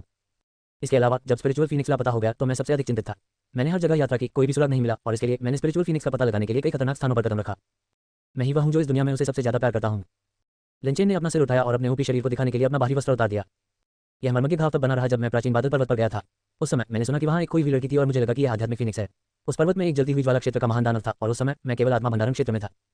और ये मेरी दाहिनी बांह पर गोलाकार निशान तब का है जब मैंने स्पिरिचुअल फीनिक्स की चोटों को ठीक करने के लिए आत्मा इकट्ठा करने वाली घास इकट्ठा करने की कोशिश की थी। मेरी पूरी दाहिनी बांह कट गई थी। सौभाग्य से मुझे समय पर उपचार मिल गया, अन्यथा अगर इसे दोबारा जोड़ा भी जाता तो भी इसे पूरी तरह से ठीक करना मुश्किल होता। और ये सभी चोटें मुझे लू परिवार के लिए लगी हैं। लिन चेन ने अपने मन की बात कही और अपने शरीर पर कई निशानों का खुलासा किया जो वास्तव में कुछ हद तक चौंकाने वाले थे। अतीत को याद करते हुए जब से उसने लू परिवार छोड़ा, उसका लक्ष्य हमेशा लू लिंगहुआन के ठिकाने की खोज करना था। कई बार उन्हें कुछ समाचार प्राप्त हुए और यहाँ तक कि जीवन और मृत्यु की स्थितियों का अनुभव करते हुए प्राचीन खंडहरों में भी प्रवेश किया। ये कहा जा सकता है कि यदि लू लिंगहुआन का गोल नहीं होता तो आज लिन चेन नहीं होता। उनकी आवाज गूंज रही थी, पूरे विशाल हॉल में गूंज रही थी। उसकी चोटें देखकर और उसकी बातें सुनकर आसपास सन्नाटा छा गया। लू वानशान की अभिव्यक्ति भी जटिल हो गई। यहाँ तक कि लू परिवार के अन्य सदस्यों ने भी कुछ भावनाएं दिखाई और उनका पहले का अधिकांश गुस्सा दूर हो गया। ये सभी चोटें बेहद गंभीर लग रही थी, कुछ तो जानलेवा भी लग रही थी। लिन चेन वास्तव में एक ऐसे व्यक्ति थे जो वफादारी और धार्मिकता को महत्व देते थे। जैसे ही यह विचार सभी के मन में आया, एक प्रश्नवाचक स्वर गूंज उठा। आपने बहुत कुछ कहा है, लेकिन आपने वास्तव में क्या किया है? जियांग मिंगदाओ ने देखा, उसके स्वर में हैरानी थी। क्या आपको आध्यात्मिक फीनिक्स मिला? लिन चेन ठिठक गई। मैंने सुना है कि आध्यात्मिक फीनिक्स अपने आप वापस लौट आए। मैं बहुत उत्सुक हूं, आप वास्तव में क्या कर रहे थे? आप कठिनाइयों से गुजरे और कई बार जीवन और मृत्यु का सामना किया, लेकिन क्या ये सब व्यर्थ नहीं था? क्या ये सिर्फ आत्मचाल नहीं था? जियांग मिंगदाओ ने अपना सिर हिलाया। आपने निश्चित रूप से अपने लिए एक समर्पित प्रेमी का व्यक्तित्व बनाया है, लेकिन ये पूरी तरह से व्यावहारिक है। आध्यात्मिक फीनिक्स के लिए आपकी खोज पूरी तरह से आपकी अपनी इच्छा थी। ये लू परिवार द्वारा अनुरोध नहीं किया गया था, नहीं आध्यात्मिक फीनिक्स द्वारा। जाओ, भले ही आपने बहुत कुछ किया हो, अब जब आपने ये कह दिया है तो क्या आप लू परिवार को अपना आभारी बनाने की कोशिश कर रहे हैं? उनकी आवाज साफ थी, बड़े हॉल के ऊपर गूंज रही थी। मूल रूप से लिन चेन के ईमानदार शब्दों ने लू वानशान को कुछ हद तक डगमगा दिया था, यह महसूस करते हुए कि वह बहुत कठोर हो सकता था, क्योंकि उसके शपथ ग्रहण पुत्र ने वास्तव में कई कठिनाइयों का अनुभव किया था। लेकिन अब ये शब्द सुनकर उसकी अभिव्यक्ति रुक गई। ये सही है, ये लिन चेन की अपनी पसंद थी, किसी ने अनुरोध नहीं किया था। वास्तव में इतना कुछ करने के बाद भी उसने आध्यात्मिक फीनिक्स की बिल्कुल भी मदद नहीं की, और यहाँ तक कि लू परिवार के लिए विपत्ति भी लाई, सिर्फ इसलिए कि यह अच्छे इरादे थे। क्या परिणाम की उपेक्षा की जा सकती है? इसके विपरीत दिव्यपुत्र अभी आया था। उसने न केवल अमूल्य 1000 स्प्रिंग गोल्डन तरल का उपयोग किया, बल्कि लिन चेन द्वारा लू परिवार पर लाए गए संकट का समाधान भी किया। दोनों की तुलना करने पर अंतर तुरंत स्पष्ट हो गया। लिन चेन की अभिव्यक्ति थम गई, उसकी पहले की बढ़ती गति तुरंत रुक गई। उसने जवाब देने की इच्छा से अपना मुंह खोला, लेकिन उसका चेहरा लाल हो गया और एक पल के लिए उसे समझ नहीं आया कि क्या करे। जियांग मिंगदाओ ने अपना सिर हिलाया। एक नायक जो बहुत बोला है वह वास्तव में बहुत कमजोर है। उसे ये भी नहीं पता कि मौखिक हमलों का उपयोग कैसे किया जाता है। उसकी आवाज फिर गूंजी। इसके अलावा एक और बात है, तुम्हें सीधे आध्यात्मिक फीनिक्स को उसके नाम से बुलाने का दुस्साहस किसने किया? ऐसे संबोधन के योग्य होने की तुम्हारी हैसियत क्या है? जियांग मिंगदाओ की आवाज बदल गई, 10,000 साल पुरानी ठंडी बर्फ में बदल गई। वह तनकर खड़ा हो गया और उसके हिलने डुलने से आध्यात्मिक ऊर्जा गर्जना के साथ उसके चारों ओर फूट पड़ी। मूल रूप से मेरा इरादा लू परिवार के मुखिया को अपमानित करने का था, न कि आपसे विवाद करने का। ये सिर्फ इतना है कि आपके संबोधन ने मुझे परेशान कर दिया है। अपनी आवाज के साथ जियान मिंगाओ अचानक एक बड़े हाथ के साथ लिन चेन की ओर बढ़ा। उसकी हथेली शानदार ढंग से चमक रही थी, सुनहरी रोशनी चकाचौंध कर रही थी और वह गर्जना के साथ नीचे गिर गया। ये शक्ति अत्यंत प्रबल थी, उसकी जीवन शक्ति एक लंबे अजगर की तरह थी। जैसे ही उसने अपनी चाल चली, उसके आसपास के सभी लोग भयभीत दिखे। पफ, लिन चेन डर से पीला पड़ गया। उसकी अभिव्यक्ति में भारी बदलाव आया। जियान मिंगाओ के गुस्से को महसूस करते हुए उसने बिल्कुल भी अहंकारी होने की हिम्मत नहीं की और दहाड़ मारकर निकल गया। मैं कोई ऐसा व्यक्ति नहीं हूं जिसके साथ आप खिलवाड़ कर सकें। गरज, आओ। नहीं, उसने अपने दाहिने हाथ से इशारा किया और आकाश से बिजली गिरी। जैसे ही उसकी हथेली ने उसे निर्देशित किया, वह तुरंत बड़े हॉल के बाहर से लिन चेन के शरीर में विलीन हो गया। एक पल में बिजली ने उसके शरीर को ढक लिया। चांदी सफेद रोशनी बढ़ रही थी और उसके चारों ओर घूम रही थी। स्वर्ग स्तरीय दिव्य क्षमता, 9 वज्रगम शरीर। जैसे ही दैवीय क्षमता विकसित हुई, बिजली ने उसे घेर लिया। लिन चेन के आसपास का क्षेत्र बिजली के एक पूल में बदल गया। उसके आदेश पर अंतहीन बिजली चमक रही थी। ये स्वर्ग स्तरीय दिव्य क्षमता अत्यंत प्रभावशाली थी, जो बिजली की सबसे कठोर दिव्य क्षमताओं से संबंधित थी। यह मूल रूप से क्लाउड रेडियंस होली लैंड से सिर्फ लाइटनिंग ब्लेड पंप था। केवल पृथ्वी स्तरीय स्तर पर बिजली की आध्यात्मिक ऊर्जा इकट्ठा करके हमला करने और मारने के लिए हथेली को बिजली के ब्लेड में बदलने में सक्षम था। लेकिन मैरिड मैनिफेस्टेशन क्रिएशन डायग्राम की सहायता से इसमें एक परिवर्तन आया, जो अब केवल हथेली को नहीं बल्कि पूरे शरीर को बिजली से ढकने में सक्षम है। बिजली के आशीर्वाद से कुछ भी उसका सामना नहीं कर सका। ये दिव्य क्षमता लिन चेन का तुरुप का इक्का थी। इस दिव्य विधि पर भरोसा करते हुए वह दिव्यसार के 3 क्षेत्रों में बिल्कुल बेजोड़ था। लेकिन अगले ही पल, ठीक वैसे ही जैसे वह जोश से भरा हुआ था, खुद को दिखाने का इरादा रखता था, उसके सिर के ऊपर वाला बड़ा हाथ पहले ही तुरंत नीचे गिर गया था, जिससे लिन चेन सीधे बड़े हॉल से बाहर चला गया। जाओ। लिन चेन को ऐसा महसूस हुआ मानो उसका पूरा शरीर किसी प्राचीन पर्वत से टकरा गया हो। उसके चारों ओर अधिकांश बिजली सीधे बिखरी हुई थी। उसकी नाक और मुंह से खून बह रहा था और वह धूल में ढका हुआ था। नहीं, वह बड़े हॉल से बाहर निकला और लू परिवार के प्रशिक्षण मैदान पर दुर्घटनाग्रस्त हो गया, जिससे पूरा मैदान डूब गया। आसपास के सभी लोग चौंक गए। उसे एक थप्पड़ से उड़ा दिया गया। इससे पहले लिन चेन ने वज्र देवता की तरह बिजली को बुलाया था, जिससे कई लोगों के चेहरे विस्मय से भर गए थे। वे गुप्त रूप से सोच रहे थे कि लिन चेन की दिव्य क्षमता वास्तव में भयानक थी। लेकिन यह एक थप्पड़ भी नहीं झेल सका। जियान मिंगदाओ के वस्त्र बर्फ की तरह थे। उसकी अभिव्यक्ति उदासीन थी जैसे ही वह बड़े हॉल से बाहर निकल रहा था। इस समय पूरा लू परिवार और यहाँ तक कि ग्रेट यान प्राचीन शहर भी चिंतित थे। यहाँ दहाड़ बहुत तेज थी और बहुत से लोगों की नजरें उधर थीं। प्रशिक्षण मैदान पर लिन चेन पूरी तरह से अस्त व्यस्त था। उसके पैर लड़खड़ा रहे थे। उसका चेहरा खून की तरह लाल हो गया था। धतेरी की, जब से उसने असंख्य घोषणापत्र निर्माण आरेख प्राप्त किया, वह कभी इतना निराश नहीं हुआ था। 22 विपत्ति में सफलता, भाग्य के पुत्र की प्रतिभा। लिन चेन क्रोधित होकर अपने पैरों पर खड़ा होने के लिए संघर्ष करने लगा। विशेष रूप से आसपास के शोर को सुनने के बाद और अनगिनत लू परिवार के निवासियों को आश्चर्य से उसे घूरते हुए देखने के बाद उसकी अस्त व्यस्त स्थिति को देखकर लिन चेन शर्म और आक्रोश से भर गया। वह कब इतना अस्त व्यस्त हुआ था? वह भाग्य का बच्चा था। वह जय होना चाहिए। सृजन की शक्ति, इसका प्रयोग करें। लिन चेन दहाड़ने लगा। उसके भीतर असंख्य अभिव्यक्तियां निर्माण आरेख तुरंत सामने आ गईं। इसकी रोशनी और छायाएं अंतहीन रूप से फैल गईं। आकाश विशाल और शक्तिशाली हो गया, जैसे सृजन की अनगिनत संचित शक्तियां उजागर हो गईं। उन्होंने मूल रूप से सृजन की इन शक्तियों को अपनी साधना तकनीकों को बढ़ाने के लिए, 3 लोक साधना में अपनी सफलता को सुविधाजनक बनाने के लिए लंबे समय तक संचित करके बचाया था। लेकिन अब बाकी सब गौण था। सृष्टि की अत्यधिक उभरती हुई शक्तियां प्रसारित हुई। वह सारी शक्ति जो उसने लंबे समय से एकत्रित की थी, उसके शरीर में प्रवाहित हो गई। लिन चेन की चोटें स्पष्ट दर से ठीक हो गईं। इतना ही नहीं, बल्कि उनके शरीर से एक हल्की आध्यात्मिक रोशनी निकल रही थी और उनका सृजनात्मक आध्यात्मिक शरीर भी तेजी से ऊपर की ओर बढ़ रहा था। उसके शरीर से आध्यात्मिक पैटर्न की परत दर परत जुड़ी हुई थी और उसके शरीर पर बिजली और भी अधिक तीव्र होती जा रही थी। मुझ पर सृजन का बोझ है, मैं किसी से कमतर नहीं। क्या होगा अगर वह एक दिव्य बच्चा है? लिन चेन आकाश की ओर गरजे। उनका शरीर चमक रहा था और उनके 9 थंडर बॉडी से बिजली बादलों में गिरी। नहीं, ऊपर से गड़गड़ाहट की गड़गड़ाहट हुई, जिससे तुरंत आसमान में अंधेरा छा गया और बड़े पैमाने पर काले बादलों ने क्षेत्र को ढक लिया। अगले ही सेकंड बिजली की धारियां तुरंत गिरी और सभी लिन चेन के शरीर में विलीन हो गईं। लिन चेन का शरीर रूपांतरित हो गया, स्वयं शुद्ध बिजली बन गया। जैसे ही बिजली ने उसके शरीर में प्रवेश किया, उसका पूरा आध्यात्मिक सार बेतहाशा कंपन करने लगा।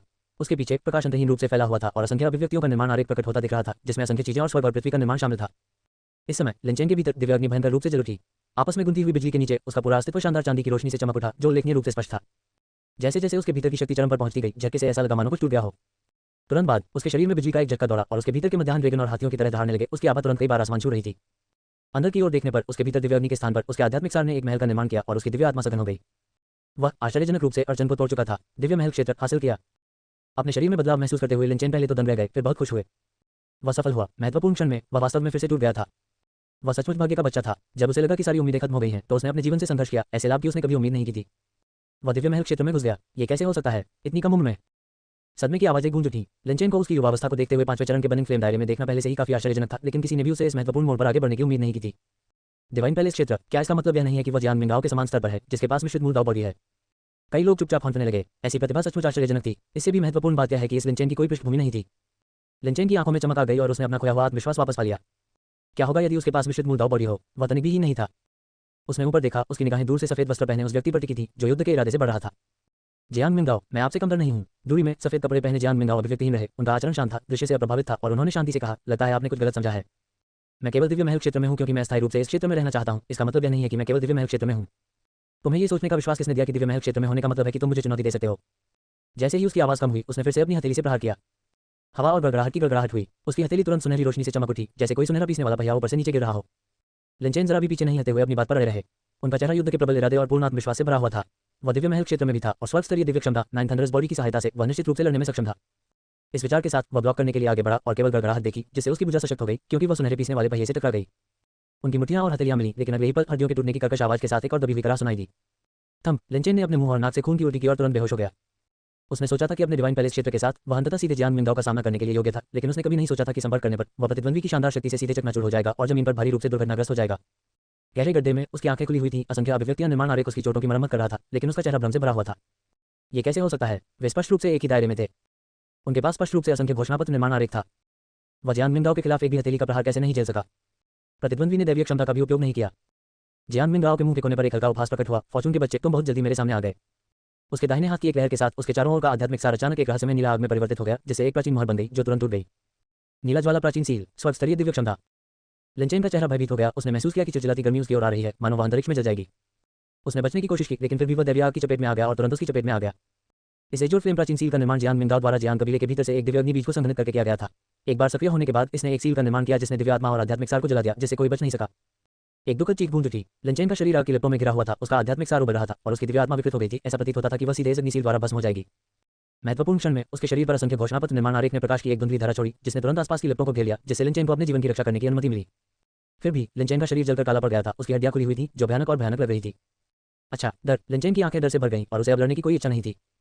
ये जियान मिंगदाओ, वह बहुत भयानक था। उसने अपने आंतरिक महल को सक्रिय किया, महत्वपूर्ण रक्त का एक कण बाहर निकाला और उसके शरीर पर असंख्य अभिव्यक्तियां रचना आरेख चमक उठी, तुरंत उसके शरीर को ढक लिया और मौके से गायब हो गई। जब लू वानशान और अन्य लोगों ने उसका पीछा किया तो उन्होंने केवल वही क्षण देखा जब वह गायब हो गया। वह भाग गया। वह किस प्रकार की दिव्य क्षमता थी? कुछ लोग हैरान रह गए। इससे पहले उन्होंने लिनचेन को एजोर फ्लेम एंशिएंट सील से घिरा हुआ देखा था, जो दुखद रूप से मरने वाला था, लेकिन उन्होंने कभी नहीं सोचा था कि वह अगले सेकंड में बच निकलेगा। यहाँ तक कि लू वानशान, जो 8वें चरण के दाऊद दायरे में था, ने अपनी निगाहें घुमाई और चारों ओर महसूस किया, लेकिन उसे कोई निशान नहीं मिला। आखिरकार वह भाग्य का बच्चा है, उसे मारना सचमुच मुश्किल है। जियान मिंगदाओ ने अपना सिर हिलाया। वह मूल रूप से फॉर्चून के बच्चे को सीधे दबाने और मारने की कोशिश करना चाहता था, लेकिन अब ऐसा लग रहा था कि यह अभी भी बहुत जल्दी था। आखिरकार उसके पास एक धोखा था, खासकर जब से असंख्य घोषणापत्र निर्माण आरेख पहले से ही काफी दुर्जय था, एक धोखेबाज के रूप में अपने शुरुआती चरण में नहीं। यदि मारना इतना आसान होता तो लिनचेन के पास 7000 से अधिक अंक नहीं होते। तथापि ये लाभ के बिना नहीं था। जियान मिंगदाओ ने ऊपर देखा और अपनी दृष्टि में वह 1000 मील दूर एक काले बिंदु के अस्तित्व को स्पष्ट रूप से महसूस कर सकता था। इससे पहले आपदा के स्रोत का एक विवरण उनकी एजोर फ्लेम प्राचीन सील में एकीकृत किया गया था। हालांकि यह बेहद कमजोर था और आम लोगों के लिए इसका पता लगाना मुश्किल था, लेकिन जियान मिंगदाओ के पास विपत्ति का स्रोत था, इसलिए वह इसे बहुत स्पष्ट रूप से महसूस कर सकता था। मैंने मूल रूप से उसकी दिव्य आत्मा को जलाने और ट्रैकिंग के लिए खुद को उससे जोड़ने की योजना बनाई थी, लेकिन मुझे उम्मीद नहीं थी कि यह असंख्य अभिव्यक्तियों के निर्माण आरेख द्वारा अवशोषित हो जाएगी। इससे उसके लिए बचना और भी कठिन हो जाता है। जियान मिंगदाओ ने अपनी निगाहें हटा लीं। उनकी अभिव्यक्ति सुरुचिपूर्ण थी। इस लहर से उसे पहले ही काफी लाभ मिल चुका था। उसके कान में पिछली सूचनाएं लगातार आ रही थी और उसके पास करीब से देखने का समय नहीं था। अब जब उसके पास समय था, उसने उन पर नजर डाली और देखा कि लिनचेन का भाग्य 1000 अंक से अधिक कम हो गया था। जब इस तरह का भाग्य का बच्चा गंभीर रूप से घायल हो जाता है और दूसरों के सामने कुचल दिया जाता है, तो वह जवाबी कार्रवाई करने में पूरी तरह से शक्तिहीन हो जाता है। यह उसके अपने विकास के खिलाफ जाता है और इसका बहुत बड़ा प्रभाव पड़ता है। इसके अलावा प्राप्त खलनायक अंक और भी अधिक महत्वपूर्ण है। फॉर्चून के बच्चे को दबाना, निर्दयतापूर्वक अभिनय करना, खलनायक की आभा को पूरी तरह से मूर्त रूप देना। इस फसल से जियान मिंगदाओ को भरपूर लाभ हुआ। इस समय लू वानशान दौड़ कर आया। उसका चेहरा घबरा गया। मैं तुरंत लोगों को लिनचेन की खोज करने का आदेश दूंगा। हमें उसे व्यक्तिगत रूप से दिव्य बच्चे से माफी मांगने के लिए वापस लाना होगा। वह तुरंत लोगों को बुलाना चाहता था। जियान मिंगदाओ ने अपना हाथ लहराया। कोई जरूरत नहीं। ये सिर्फ मेरा क्षणिक गुस्सा था। लू परिवार प्रमुख, कृपया अपने दत्तक पुत्र को नुकसान पहुंचाने के लिए मुझे दोष न दें। लू वानशान ने झुकते हुए कहा, बिल्कुल नहीं। ये वही लिनचेन था जिसकी महत्वाकांक्षाएं थीं और जिसने सबसे पहले आपको नाराज किया था। इतना कुछ होने के बाद लू वानशान अपने दत्तक पुत्र से पूरी तरह निराश हो गया था। चांगशेंग इमोर्टल कबीले के जियान मिंगदाओ को अपमानित करने के उनके दुस्साहस का उल्लेख न करते हुए इस घटना के बिना भी उन्होंने लिनचेन से स्पष्टीकरण की मांग की होती। हालांकि लू वानशान के शुरुआती विचारों के अनुसार ये केवल लिनचेन को घुटने टेकने और जियान मिंगदाओ से माफी मांगने के लिए मजबूर करना होगा और मामला खत्म हो जाएगा। आखिरकार लिनचेन से निराशा के बावजूद उसने बचपन से ही उसे बड़ा होते देखा था। उन्होंने कभी उम्मीद नहीं की थी कि लिनचेन इतनी दृढ़ता से मना कर देंगे, यहाँ तक कि दिव्य बच्चे से लड़ने की हिम्मत भी करेंगे। लू वानशान के विचार अव्यवस्थित थे। दिव्य बालक ने कहा कि यह प्रासंगिक है, लेकिन वह उदासीन नहीं रह सका। वह केवल जल्दी से लिनचेन को ढूंढ सकता था और उसे दिव्य बच्चे से माफी मांगने के लिए ला सकता था। जब तक दिव्य बालक का क्रोध शांत हो जाता है, यह कोई बड़ी बात नहीं होनी चाहिए और उसे बहुत अधिक दोषी नहीं ठहराया जाएगा। ठीक है। 23 फसल की गिनती करें और फिर से सुधार करें। लिनचेन की बात खत्म हो गई। जिया हुआनफेंग भी खेदजनक स्थिति में चले गए। उन्होंने अपने प्रस्थान से पहले 3 महीने की समय सीमा तय करते हुए कहा कि यदि प्राचीन स्रोत की 100,000 कटी नहीं देखी गई तो जियान कबीले निश्चित रूप से लोगों को उनका अभिवादन करने के लिए भेजेंगे। इन शब्दों को सुनकर जिया हुआनफेंग का चेहरा बेहद पीला और निराश हो गया। जब तक वह चला नहीं गया तब तक वह गुमसुम रहा। स्पष्ट उसका हृदय टूटा हुआ था। जैसे ही रात हुई, जियान मिंगदाओ ने नहीं छोड़ा। लू परिवार के मुखिया, क्या आपके पास कोई खेती की गुफा है? मुझे आज कुछ जानकारी मिली है और मुझे खुद को एकांत में रखने के लिए एक जगह की जरूरत है, जियान मिंगदाओ ने कहा। लू वानशान स्वाभाविक रूप से पूरे दिल से सहमत हुए। आखिरकार वे पूर्वी उजाड़ के 4 महान प्राचीन कुलों में से एक थे। हालांकि लू कबीला अब वैसा नहीं रहा जैसा पहले हुआ करता था और गिरावट में था। कबीले की व्यवस्थाएं पूरी थी। तुरंत लू वानशान ने गुफा खोली और जियान मिंगदाओ को प्रवेश करने के लिए आमंत्रित किया। गुफा के प्रवेश द्वार पर जियान मिंगदाओ ने ब्लैक जी की ओर देखा, जो शान से खड़े थे। उसने काली पोशाक पहनी थी, मोटी काली काप जैसी, पतली कमर और पर्याप्त सुडौलता के साथ, लेकिन उसके पूरे शरीर से बर्फ जैसी ठंडक निकल रही थी, जिससे कोई भी उस पर नजर डालने से डर रहा था। आप यहाँ सुरक्षा कर सकते हैं, अंदर आने की कोई आवश्यकता नहीं है और दूसरों को मुझे परेशान न करने दें। हाँ, ब्लैक जी ने आज्ञाकारी ढंग से उत्तर दिया। उसकी अभिव्यक्ति ठंडी थी। जियान मिंगदाओ ने आगे बढ़कर उसके गाल पर चुटकी खाते हुए हंसते हुए कहा, इतना सतर्क रहने की कोई जरूरत नहीं है। इस लू परिवार में कुछ भी गलत नहीं होगा। ब्लैक जी ने स्पष्ट रूप से जियान मिंगदाओ से इस तरह के अंतरंग संकेत की उम्मीद नहीं की थी। उसका मूल रूप से गरिमा में और आकर्षक परिपक्व चेहरा लाल स्याही की तरह चमक रहा था, जिसमें अनंत आकर्षण था। जियान मिंगदाओ गुफा में चला गया। गुफा के अंदर अपनी ही एक दुनिया थी। प्रवेश करने पर कोई भी चारों और अविश्वसनीय रूप से समृद्ध आध्यात्मिक सार प्रवाहित महसूस कर सकता है। बुरा नहीं, इस स्थान पर हजारों कटी स्रोतयस दफनाया जाना चाहिए। हालांकि यह मेरी खेती की जगह जितना अच्छा नहीं है, लेकिन यह उपयोग योग्य है। जियान मिंगदाओ क्रॉस लाइक करके बैठ गए और सिस्टम को बुलाया। मेजबान जियांग मिंग दाओ। खेती डिवाइन पैलेस क्षेत्र छठा क्षेत्र शिखर। शारीरिक रक्त रेखा विपत्ति का स्रोत मिश्रित उत्पत्ति दाव शरीर अमर दानव शरीर। कौशल शून्य शोधन शारीरिक विधि सिद्ध वध अमर दानव शास्त्र स्टार मून पौष्टिक खनिज शास्त्र। दिव्य क्षमताएं नीला ज्वाला प्राचीन सीप स्वर्गीय रैंक गहन स्वर्ग अग्निवेद स्वर्गीय रैंक त्यानाई ब्रह्मकला पृथ्वी रैंक शून्य तोड़ने वाली हथेली पृथ्वी रैंक तलवार छाया दिव्य भ्रूण स्वर्गीय रैंक चलती स्वर्ग उन्वीत स्वर्गीय रैंक। खलनायक मूल्य 11,500। बहुत बढ़िया फसल। जियांग मिंग दाओ ने अपने काफी विस्तारित पैनल को देखकर बाहें उठाई। वे कौशल और दिव्य क्षमताएं लू लिंगहुआन से प्राप्त सभी शीर्ष स्तरीय वस्तुएं थीं और फीडबैक पावर लू लिंगहुआन की